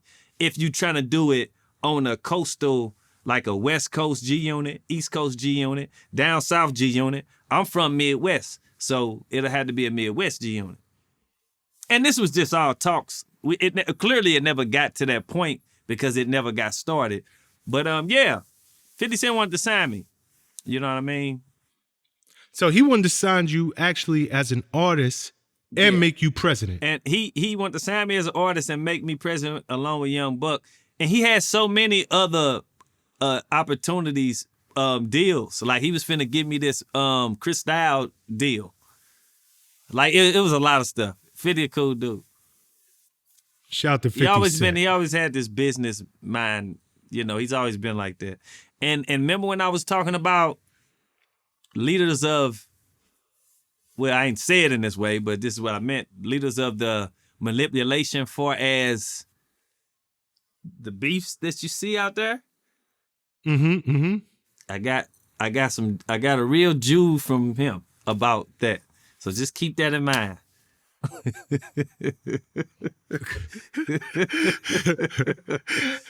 Got you. I'm clear. Yep. I'm clear. Okay. You know, I'm not sure if you're aware of this, but no hip hop songs or albums have charted #1 in 2023 on the Hip Hop 100 charts. Really? Yeah, or the hip hop. Hold on. Let me get that right. The Billboard 100 charts or the Billboard 200 charts. That's because I'm not there. I ain't got the big major record deal no more. They need Chinglish on the Billboard charts at #1. No, you know what? I don't. You know. Okay, I'm gonna be authentic on this. I know how that game is ran, and big paper. When you're dealing with that type of level of success, all of it's ran in cahoots, from your award shows to your billboards to your radio to all of that. It's ran in cahoots. I know it for a fact. Hold on, you gotta elaborate. Where you going with this? like, come on, like you're not gonna tiptoe around this thing. Well, I'm gonna put it this way: if I'm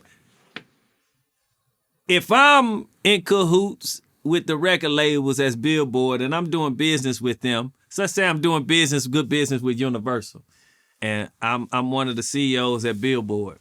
Well, if the CEO of Universal is one of my friends and he needs his artist to go #1, it's no problem for us to make that happen for my friend and for his artist to go #1. Come on, Ching. Nah, get out. Yeah. No, no. Listen. That ain't got nothing to do with why none of these hip hop songs or albums have gone #1 in 2023. I'm gonna tell you this. I watched for a fact, and I know for a fact that songs, I've seen 250, 300,000 be dropped for a song to go #1. Period. Okay, can I say something? Go ahead. I'm gonna tell you what Bow Wow said. Bow Wow said, trash, and I'm gonna say it slow because I couldn't agree with him more. Trash ass music is to blame for no hip hop songs charting #1 in 2023. I'm gonna say this because I all the music not trash. All the music is not trash. I hear a lot of the music that's not trash. I'm sorry. You got some stuff out there that others may not agree with, but a lot of the music, all of the music not trash. But I'm telling you this from personal experience of seeing it. I do know if you got the proper bag, if you want to push a single and you want that single to get in the top 10, I'm going to just tell you, I know exactly what that takes. And that takes over $150,000, $200,000. Okay. Hey, look.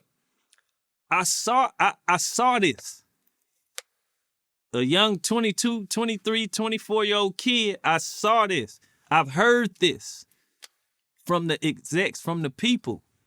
Now, we could continue to think that, oh, that song is hot and it just became #1 because all of the listeners liked it.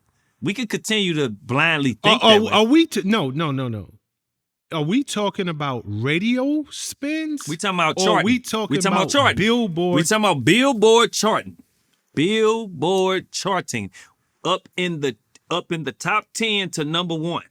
Those spots, you're not just finna get them because that song is a nice sounding record.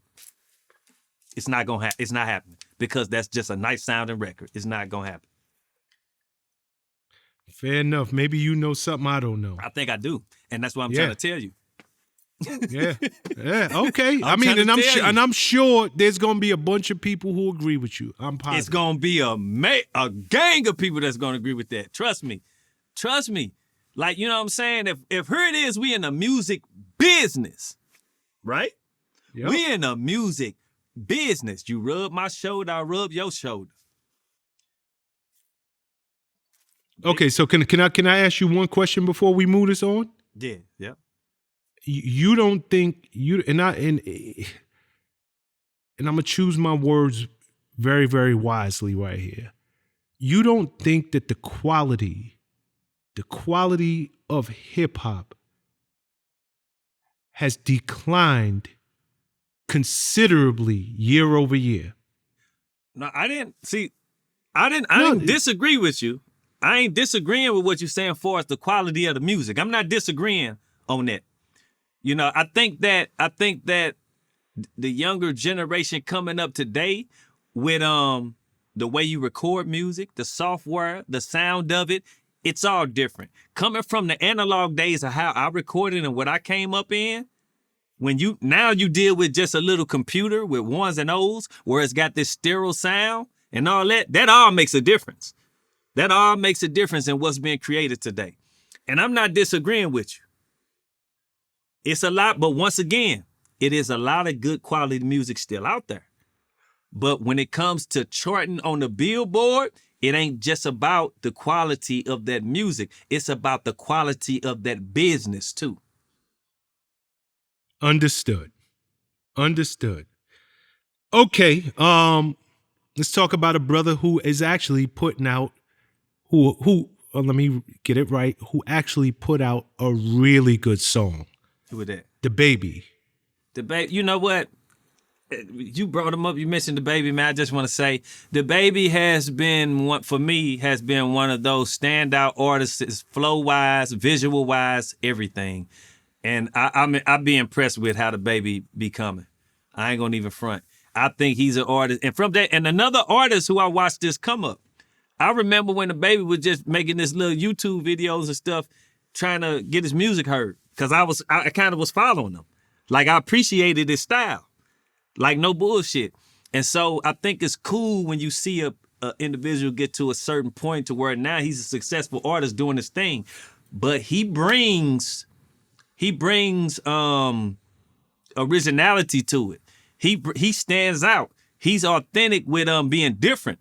He don't sound like nobody, and his visuals and everything, man. He makes stuff. It be comedy.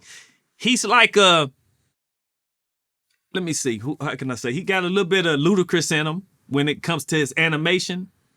You know what I'm saying? But he's still like an edgy horror rapper. But he got a little animation in his I don't want to compare him to Ludacris because he do it in his own way. But DaBaby, I appreciate DaBaby. Yeah, I mean, Fat Joe said DaBaby uncanceled himself. DaBaby literally got caught up in this cancel culture. Would you agree with that statement that he's pretty much uncanceled? Like he's back. Matter of fact, I'm gonna go so far as to say he might be the only person that I know that didn't just survive cancel culture, but made it out and came back strong. But you know what brought that along? What's up? Being passionate about what you do, compassionate, focused, not worrying about what nobody say, still having ambition and drive, and he's kept doing what he loved to do. He didn't stop when they said they canceled him. When they said, oh, we'll think you this, you shouldn't have said this, we're canceling you. He didn't stop. He didn't allow that to stop him. He kept moving. He kept going with the same energy and the same love. And guess what? He reversed it. No, you're absolutely right. And I want to add one other thing that I believe should be thrown in that mix. And it's something that you and I, like, it's a theme of this conversation today. He got the right people in his corner. Like That he got matters one too. of the OG vets, my man Arnold Taylor, that really, really is sticking by him and keeping him focused. You know, having somebody That matters. who know the game, that loves you, that believed in you before you blew, and is a vet in the industry and can help you navigate yourself out the weeds. You need those types of people You need those type of with people. you. So shout do. to my man Arnold Taylor. You do. Shout out to Arnold Taylor. You need those type of people with you. That's definitely true. You know, and you alluded to this somewhat earlier. How do you feel about cancel culture? Because long before it was called cancel culture, you got caught up in a scandal that damn near had nothing to do with you, where somebody essentially spoke an untruth in your name. Cancel culture. I can't even believe that we saying it's something that's called cancel culture. Like, it's a culture that can cancel somebody or cancel something if they dislike their input or the way they view things. So you might as well just take away my freedom of speech. If these people can cancel me because I have my own freedom of speech and my opinion about something, like DaBaby did, like a lot of people do, you might as well take my right away to speak. Why not just do that? It's weird. Cancel culture. It's strange. Now, nobody, and I'm gonna say this, but the thing that happened to me in the past with the individual who chose to allow me, why nobody really tear them down for doing that, for lying on people and causing those problems? Cancel that culture too then. You see what I'm saying? Like, nobody attacks that side. It's almost like they get a pass because they're in this certain community. So it's weird to me. You know, do you mind if we speak her name? Because we know who we're all talking about. I'm gonna just say a name. Sidney Starr. Shout out to Sidney Starr, right? Sidney Starr put you in a bad position. She did. Terrible position.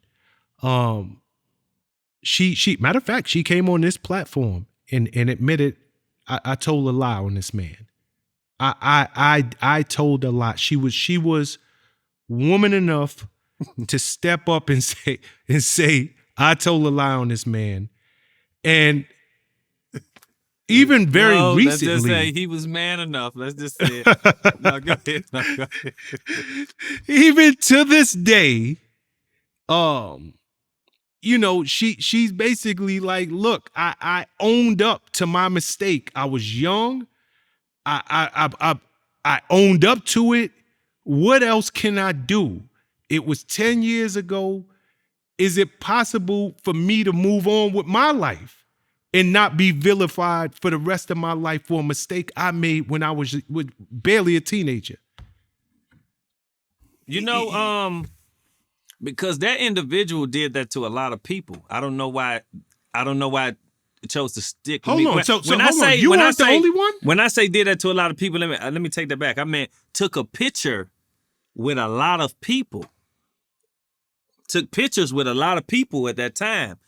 I don't know why they chose to use my picture for what their agenda was. You know what? I'll take that back. I think I do know why. Because I'm a well-groomed young man, and the pictures with all the guys, I guess they got the thug image. I guess they felt like that probably wouldn't have worked. I don't know. It was strange, but it is what it is. I got past it. And when I say I got past it, see, people got to understand something. That only attacked and hurt my career in the music business. On the road, independent wise, and it's a lot of people that didn't even know about that too. Like, it's a lot of people that didn't know about that. But it did hurt my career music business wise, because I lost a record deal and stuff. And a lot of people started to act weird after that. That was in the industry. Yeah, I mean, so I'm gonna ask you a direct question. Because you posed the question earlier, like, why are the people who start these fires, why are they not canceled? Yeah. And that's a legitimate question. But I'm gonna throw this back at you. I'm gonna give you my real answer to that. Okay, I just want to know if somebody is mature enough and brave enough to come forward and say, I understand what I did. I understand I hurt this person. This was not him. It was all me. Should we, at that point, forgive them? I'm going to tell you what the messed up thing about that was. Media outlets didn't show the same love when the There you go. Media outlets didn't show the same love as to when the individual said that happened. They actually didn't promote it at all. When the individual came out and said they lied, they actually didn't promote that at all. No, you know something? You just hit the nail on the head. And we see it every day of the week. We see brothers who was doing 100 years. And finally somebody comes forward and say, I lied. They're released from prison, but the damage is done, and it barely gets any media attention. It's no attention. That got no, when I tell you, that got no real attention. It got no real attention at all. It made me feel almost like people wanted it to be true. But I'm gonna tell you. I don't know that people wanted it to be true, but here's what I do know. People will believe a lie before they'll believe a truth if the lie is juicier. It's as simple as that. Like people love scandal. People love anything that is scandalous. Billie Jean is not my lover. Michael told you. His mama told him, attack it before the lie become the truth. And so that's why in the Murphy Lee situation, I had to speak my truth. But remember when I said, I'm going to tell you what, the cancel culture thing? Remember you just said, you had asked. Yes, sir. Yep. About why do I think that's like, actually, it's because it's a lot of people that are that way in positions of power. And they allow these people to get away with a lot of that. Because a lot of people that's in positions of power are that way. And so they're not gonna make it an objective to for them to attack them because they're one of them. They're, choose the ways they choose. And I've saw Understood. it. And I've saw this. And I've asked somebody that's that way about that too. And they said the same thing. Like the people who in power are like that, so they don't really care what they do. So that's what it was told to me. I got a random question for you. What is your thoughts on trans athletes in sports? What's my thoughts on trans athletes in sports? Don't put that off on a league of young ladies who already have a team and they're not comfortable with men changing in front of them in their dressing room. Don't put it off on them. All you got to do is just start trans sports. Woo! I love it. Yo, that's a great answer. I would love to be a CEO of a team. It's gonna make a lot of money. I'm gonna get me a team. Chingy, going. hold on, Chingy. You just said something right there. Like, let's marinate on that for a second, because I never even thought about that. Yeah. Make a league for trans athletes. Yeah. They gonna do this? We up here talking about it. Somebody's gonna make major money off of it. Might as well be us. That's a great answer. Great answer. Good job. I'm gonna go get one of them CEOs of the NFL drunk and be like, "Hey man, look, check this out. I got this idea. We should start trans sports." You're right, Chingy. Yeah, you're right. Yeah, you need to definitely capitalize off of that. Mark my words. That's gonna happen. Watch. That's gonna happen. Cause see, these girls and these guys, the guys, the guys might be like, shit, she thick of the motherfucker. Yes, you can change her. I don't know. The guys might be with it. But I just don't think that they should force that on a team of people who this is how they've been moving, and now all of a sudden these girls got to watch men change in the dressing room. I don't think they should force that on them. They got a right to, like we say, just go on and trans sports. Let that be a thing. Now, where the problem gonna come in at is when the trans guys is kicking the guys' ass on the real basketball teams and shit.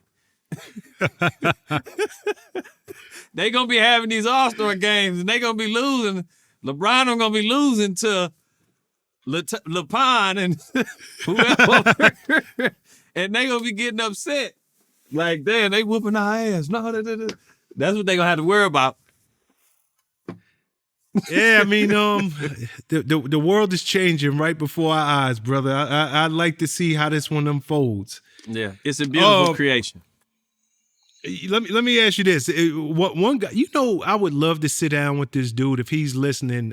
Somebody get in touch with Trick Daddy. I've always been a big fan of Trick Daddy. Dollars. I would love to sit down with him because that dude be having me rolling. But I just saw an interview with him, and he said he's tired of black people playing the race card. Do you think black people been playing the race card just far too long, or is it just truth in what it is? We up against the establishment. I'm gonna say this: just a week or two ago, I was in a restaurant, and some ladies was upset at me and the individuals I was in there with. You could tell they had attitude because of the color we was. So this still exists. It still exists. Now, it depends on how people playing the race card. Like, if you want me to be honest, I've never been a racist individual. I never cared about it. Matter of fact, I don't think any people of any hue, us who've been suppressed in that way, we're not a racial people. And racism, you're not born with that. It's not something that's your birth with. It's learned behavior. Okay, it's learned behavior that's put inside of you. That's that you're taught. Families teach their kids to be racist, to see a certain individual of a certain color and to be racial towards them. We not a racial people, but it's still a thing. It's definitely still a thing. Yeah, I mean, his perspective was simple. Like, yo, like my biggest gripes is with dudes who look just like me. Yeah. Like those totally. is the ones trying to hurt me.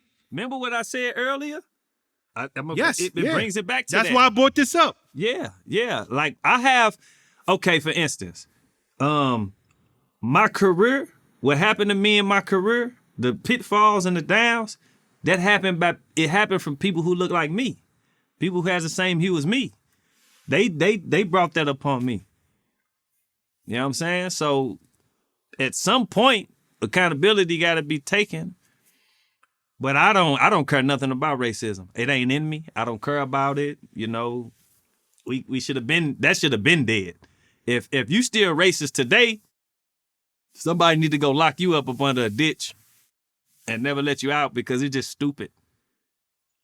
It's Agreed. stupid. It's stupid. Let me ask you something. You did the Lovers and Friends Festival, correct? Yep. How did you meet Usher? Well, I met Usher a while ago at the Yeah video shoot. As you can see, when me and Ciara was like new artists, we were in the Usher Yeah video shoot, and Usher actually had me come to his trailer, and he gave me this red band diamond watch. And I was just like, damn, that was cool. But the first time meeting Usher, he gave me this iced out watch. Still got that watch. My brother do. But yeah, that's how I met Usher at the Yeah video shoot. When Ciara, that was my gal then. Wow. Would you say, because this is the I'm debate, joking would about you that. say Usher's the GOAT right now? Usher been the GOAT though. Usher been the GOAT. You know what I'm saying? Usher's been the GOAT in his R&B own way. He's been the GOAT, always putting out hits, just always was well groomed. He always had the girl you wanted. He been the GOAT, yeah, and he just got hit records. He's been there. Yeah, without a doubt. You know, Diddy said a while ago, he said R&B is dead. Usher disagreed with him. What's your thoughts on that? R&B is dead. No, I can't say R&B dead, especially not when you got songs. I'm still making great rap R&B records. It's a lot of individuals out there still making great R&B rap records. But I'm going to tell you why Diddy may have said that. Because the true singer who can sing has now been replaced with the one who can harmonize a little bit with auto-tune on their voice. So I think that's why he said that. People want to hear more of the auto-tune he's singing than they want to hear this woman who can really blow. Got you. Okay. If there was a versus between Usher and R. Kelly, R. Kelly, who you got? win.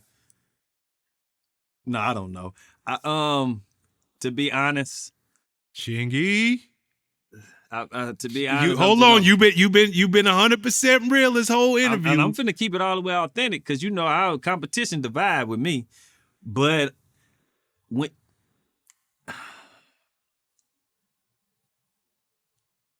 man, I don't know. I'm gonna have to. I don't know. Come on, that's a Chingy. difficult one. That's a difficult one. But if I had to give it to somebody because they both got all hits, that's a difficult one. That's a difficult one. I mean, R. Kelly ain't to be played with. I'm sorry. R. Kelly ain't to be played with, man. I'm gonna have to go with R. Kelly. It's just there your answer. I mean, I know he canceled. We spoke about cancel culture. I didn't cancel R. Kelly. I'm gonna be honest with you. What he did in his personal life or what they trying to say, I've been around R. Kelly. I've sat around R. Kelly with women and all of that. I've seen the IDs get checked before you come in here. I ain't never seen any misbehavior when I was around R. Kelly, so I can't speak on that. I've seen him be respectful to women. I can't speak on the other stuff. So he ain't canceled with me. I still listen to his music. When I think about my mama, I listen to Sweet Sadie. I know it's a remake, but I listen to his version. So he not canceled with me. You know, people just throw people under the bus because of how the government and this system can make you look and make you seem. But what they saying ain't got nothing to do with me. I still like his music. So if you in the club and they throwing Step in the Name of Love, I'm finna step, and I don't really step. I ain't gonna lie, I ain't gonna step. I'm gonna do my little bop and keep it moving because I don't know how to step like that. But they throw bump and grind on, I might grab me with a little decent, a little lady and go and get my thing going. Hey, nah, for real, I still listen to R. Kelly music, man. I ain't let all that condemn me to where I just say, oh, you know what, man, I hate his music. No. That man gave some great music. You can't take that away from him. Well, they trying to take it away from him and get his catalog, because that's what this is all about. yeah, I mean, you talk about putting a man under the ground, but before it's over with, this man is gonna be locked up forever. Publishing, royalties, all of that he will never see again. You know, he's definitely, you know, I know you didn't see a thing. There's a lot of women who said that he really violated and hurt them, but Yeah. A lot of checks was wrote too. The Bible say you reap what you sow. It seemed like he is reaping a whole lot of bad seeds that he sowed, man. My daddy, 67, 68, his girlfriend 40. So you saying that to say what? I'm just saying. Like what? Where are we going with this? I'm just saying, younger women always liked older men. Older women always like younger men. It's been something that's been going on. But when you are a celebrity figure, it's certain things that get highlighted, especially if somebody want to take you down. I'm gonna tell you something. A couple times at the peak of my career, I've had mothers bring their daughters to my show. Find out Get out of here. Find out. Look. Find out where we stand at. Bring their daughter to the hotel and push their daughter on the elevator and say, "You going with Chingy." Of course, the girl didn't go with me because we wasn't allowing it. But I'm telling you, this is what happens. Hello? Wow. And these girls be having fake IDs that say they 23, 26. They be 16, 17. We'll sit here and just allow everybody to condemn the celebrity figure, but this is how these things get played. I've when I was 22, 23, 24, I've had girls 16, 17 lying with fake IDs. With fake IDs. Do you think that these girls is 25 years old? They 17 years old. You don't come to find that out until you 28. And now they of age. This is how this go. This is how this gets played. But nobody's talking about the real side of that. They need to make a documentary with all the artists talking about how many women they done met that got these fake IDs that they thought was real and folk. They talk about the real. Talk about how it really go. Cause this is how it happens. These parents be extorting their kids for money. This is how it go. You know, unfortunately, a lot of artists probably wouldn't want to share their truth when it comes to this because they would be too worried about the backlash. Let me ask you. I'm gonna ask you something after this. You say this. But you know, it's a story that needs to be told, and it's a story that can only be told, or better yet, it can best be told by people like yourself who are in the public eye, who are entertainers, and literally have women throwing themselves at you guys. Yeah, because it's a different life than the average civilian will ever know. It really is. It really is. And I ain't got nothing but the truth. I'm gonna tell the truth. Like I said, I can't lie. You know what I'm saying? But How old was Cassie when Diddy was messing with her? That's a good question. I think she was 21, maybe. When he started messing with her? Yeah. Mm-hmm. She was 21? Yeah, I believe so. You sure? I remember back When in he them days. started I messing think Cassie was 21. I do. And I just said that to say, man, this has been going on so long with younger girls talking to older guys, older women talking to younger guys, man. It's been going on so long, but when you a superstar and somebody's out to get you, they highlight it to the point where they make you look just like a vulture. Like a vulture, like you out here just straight. I mean, they made a man seem like he had women locked away in caves at his house. I don't believe that. I'm gonna just keep it real with you. I think that's how it was made to look, but I ain't gonna even get into that. But you get what I'm saying. Yeah, I mean, again, I'm not so sure how many of your peers would be willing to get on camera and tell these stories, but it is a story that needs to be told because it's real out there. It's real. It really is. It's real out there.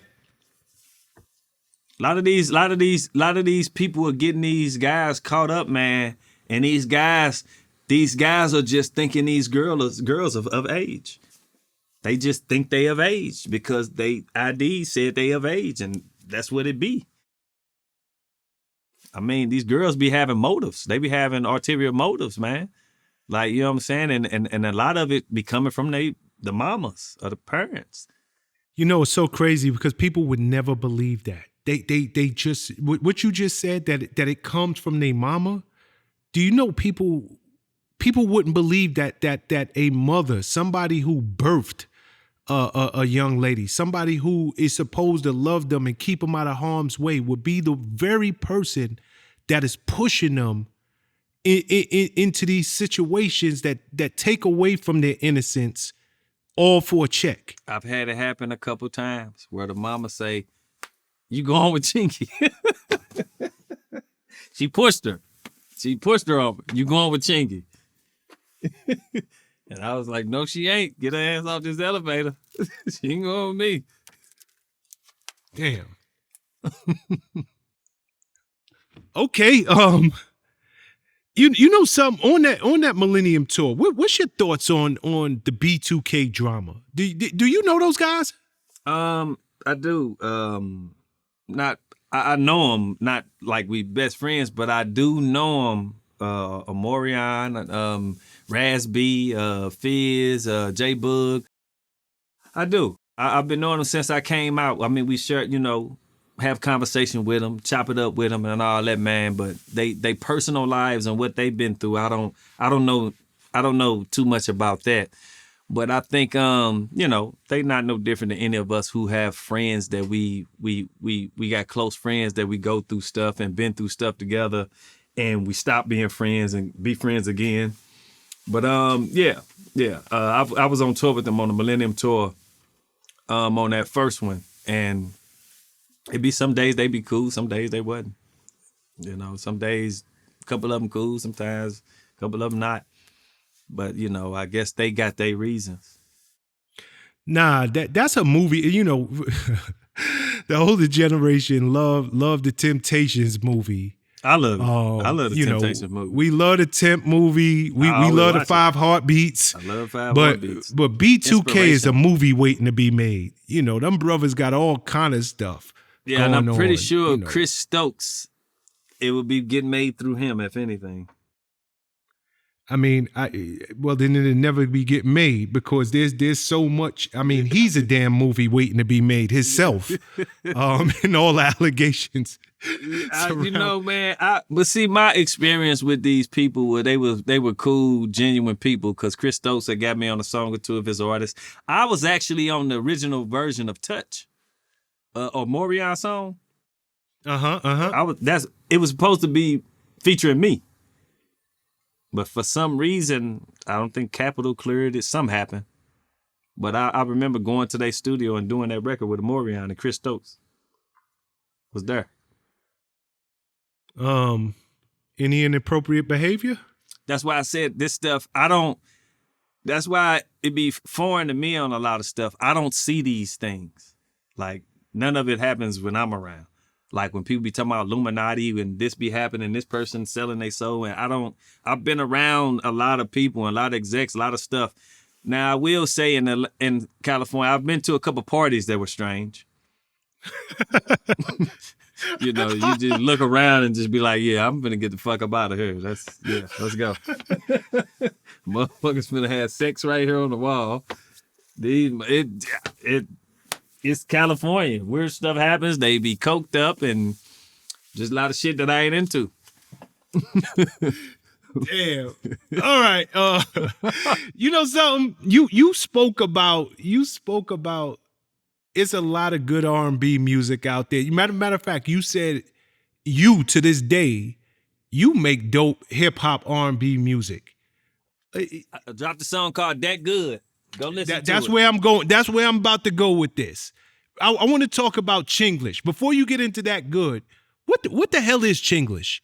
What is Chinglish? My truth, my terminology, my way of life, my perception, my existence, my terminology.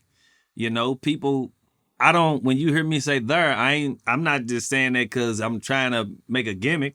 I can't say, hey, let's go over there. Like, I can't even pronounce it. I don't know how to say it. It wasn't nothing I was focused on growing up saying there, here, let's go over here. Like, I can't say it. So this is just how I talk. And so instead of it being English, I just said it's Chinglish. Dope. I mean, and the name that the name of your new album, that's dope. Yeah, it was very creative, I thought too. And it's a great EP. I'm getting super great responses back from that EP from everybody, man. And people love it. I just was with a homeboy of mine today. He was getting some tints on his new Corvette he bought. Pretty nice little Corvette. Almost made me want one. But the dude who was doing the tints was like, yeah, man, I was just listening to your new project Chinglish today, as he was doing the tints. And I was like, damn, that's what's up. That's cool. Yeah, man, that can't blame me. I feel you on that. Yeah, and he just started going about it. And it's streaming really good. I'm independent. My label imprint is 369 Creative Minds, frequency, vibration, energy, Creative Minds. And it's through In Grooves Universal. And so, yeah, man, I'm independent, just doing my thing. It's beautiful. And a lot of people be asking, when you put new music out, this, and that. And that's why I dropped Chinglish June 16th on Tupac's birthday.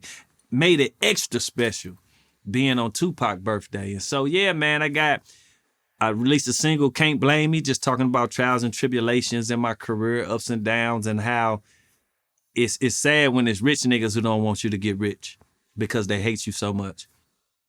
Woo!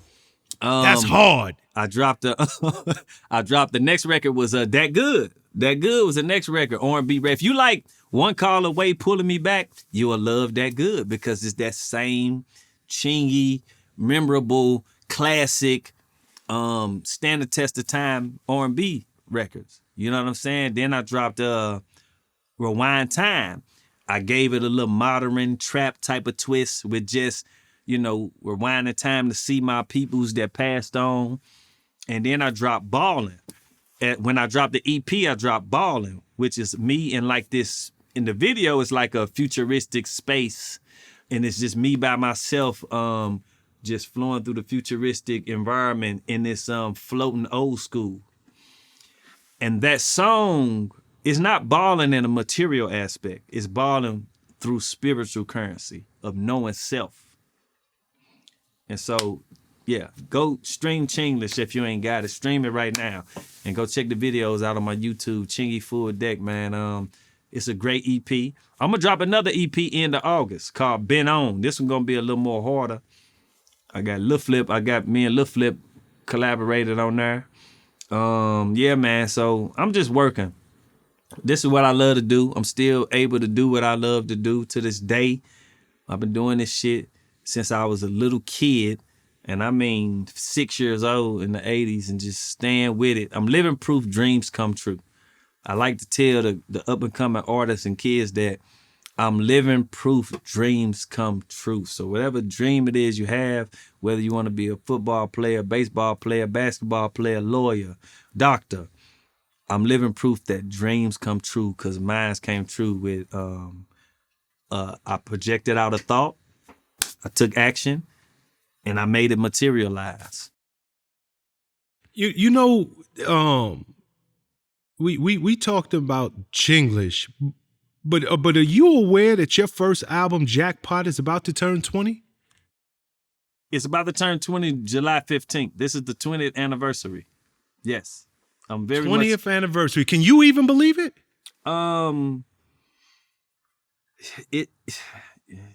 It's older than my two daughters.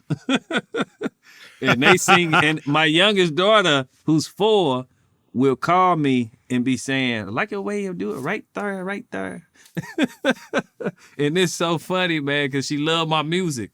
She saw me at a show, and when I came out, I was saying, hey, oh. So now every time she sees me, she say, hey, oh. And so, yes, man, I believe it because it's happening. And when it's classic music, when it's timeless classic music like that, those songs are always trending. Every year, those songs are always trending. Right there, it's always trending. It's people. One thing people don't talk about that I did with those records is the storytelling. When you listen to Holiday Inn, I'm telling you a story. When you listen to One Call Away, I'm telling you a story. When you kind of listen to Right There, I'm telling you a story. When you listen to Pulling Me Back, I'm telling you a story. It was all storytelling, but of course, I don't get the credit for none of that. Nobody's going to say, oh, Chingy was storytelling. You know what I'm saying? You gotta damn near be an old school rapper for that or something. Who knows?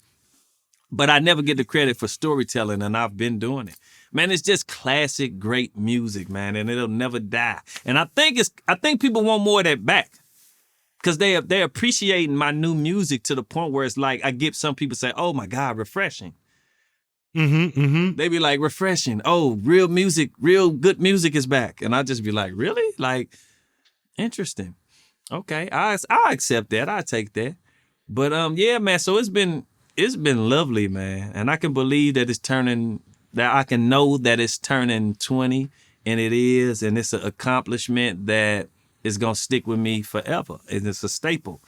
You know what I'm saying? When I stamped, there is known worldwide because of me. That it's crazy because I saw a post you put up. it's historic.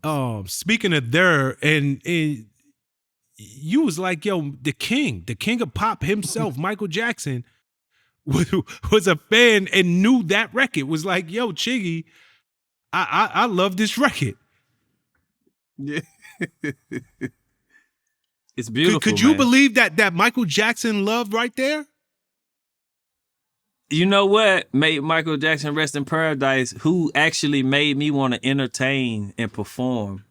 I dedicate that all to him because he's who made me want to perform on the stage and entertain. I would never think Michael Jackson would because it's Michael Jackson. But when I heard his assistant telling me, yeah, Michael's, and then I talked to him briefly, right there, I love Chingy, right there, right there. And then I was just like, no way. So it was a snap for me that I did it. When Michael Jackson did that let me know I did it because I owe him my career. If you want me, him and Eazy-E, I owe them to my career because those are the two responsible for me being me. Eazy-E made me want to rap. Michael Jackson made me want to entertain and perform. And when you see me on song, when you hear me on songs or when you see me live, those are the two that you need to put together because that's who made me want to do it. Dope. Super dope. Okay, before I let you walk up out of here, I got to speak about another one of the greats. Let's go. You know, we just lost her, Miss Tina Turner. Miss Tina Turner. I was introduced to Miss Tina Turner through my mom and my aunties, her music. And she's from here. And so it was She's from St. Louis, yep. Yeah. Went to high school in St. Louis. Yeah, beautiful thing, beautiful woman. think I met her once. I forgot where we was at, but we was moving. It was really fast and passing. But if I can, R.I.P. to Miss Tina Turner, but I gotta say this. Gangsta Boo. So here's something Absolutely. very crazy. Me and Gangsta Boo was supposed to go to lunch. Do you hear me? I got in town. We were supposed to go to lunch. I was wondering why I didn't hear from her. Me and Gangsta Boo been friends.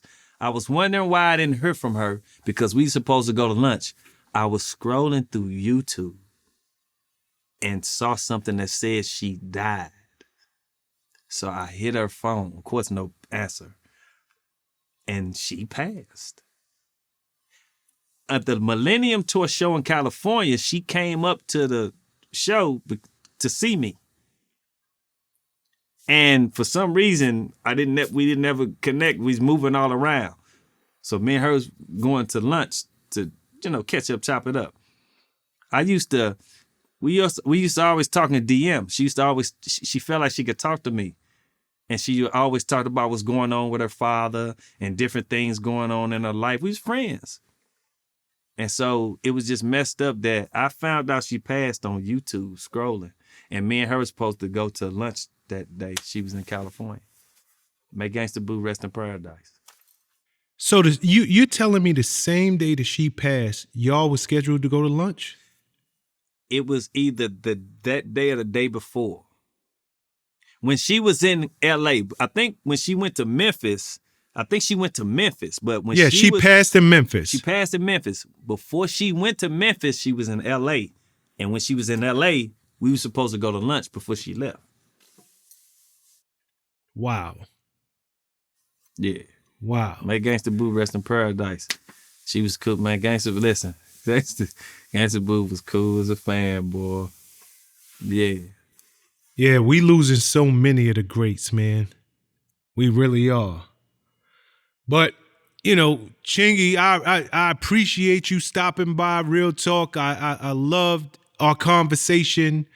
Anytime. You have some great insight, and more important, I love that you speak your truth, and it's unfiltered and unapologetic. It's authentic. So it's very authentic. No lies.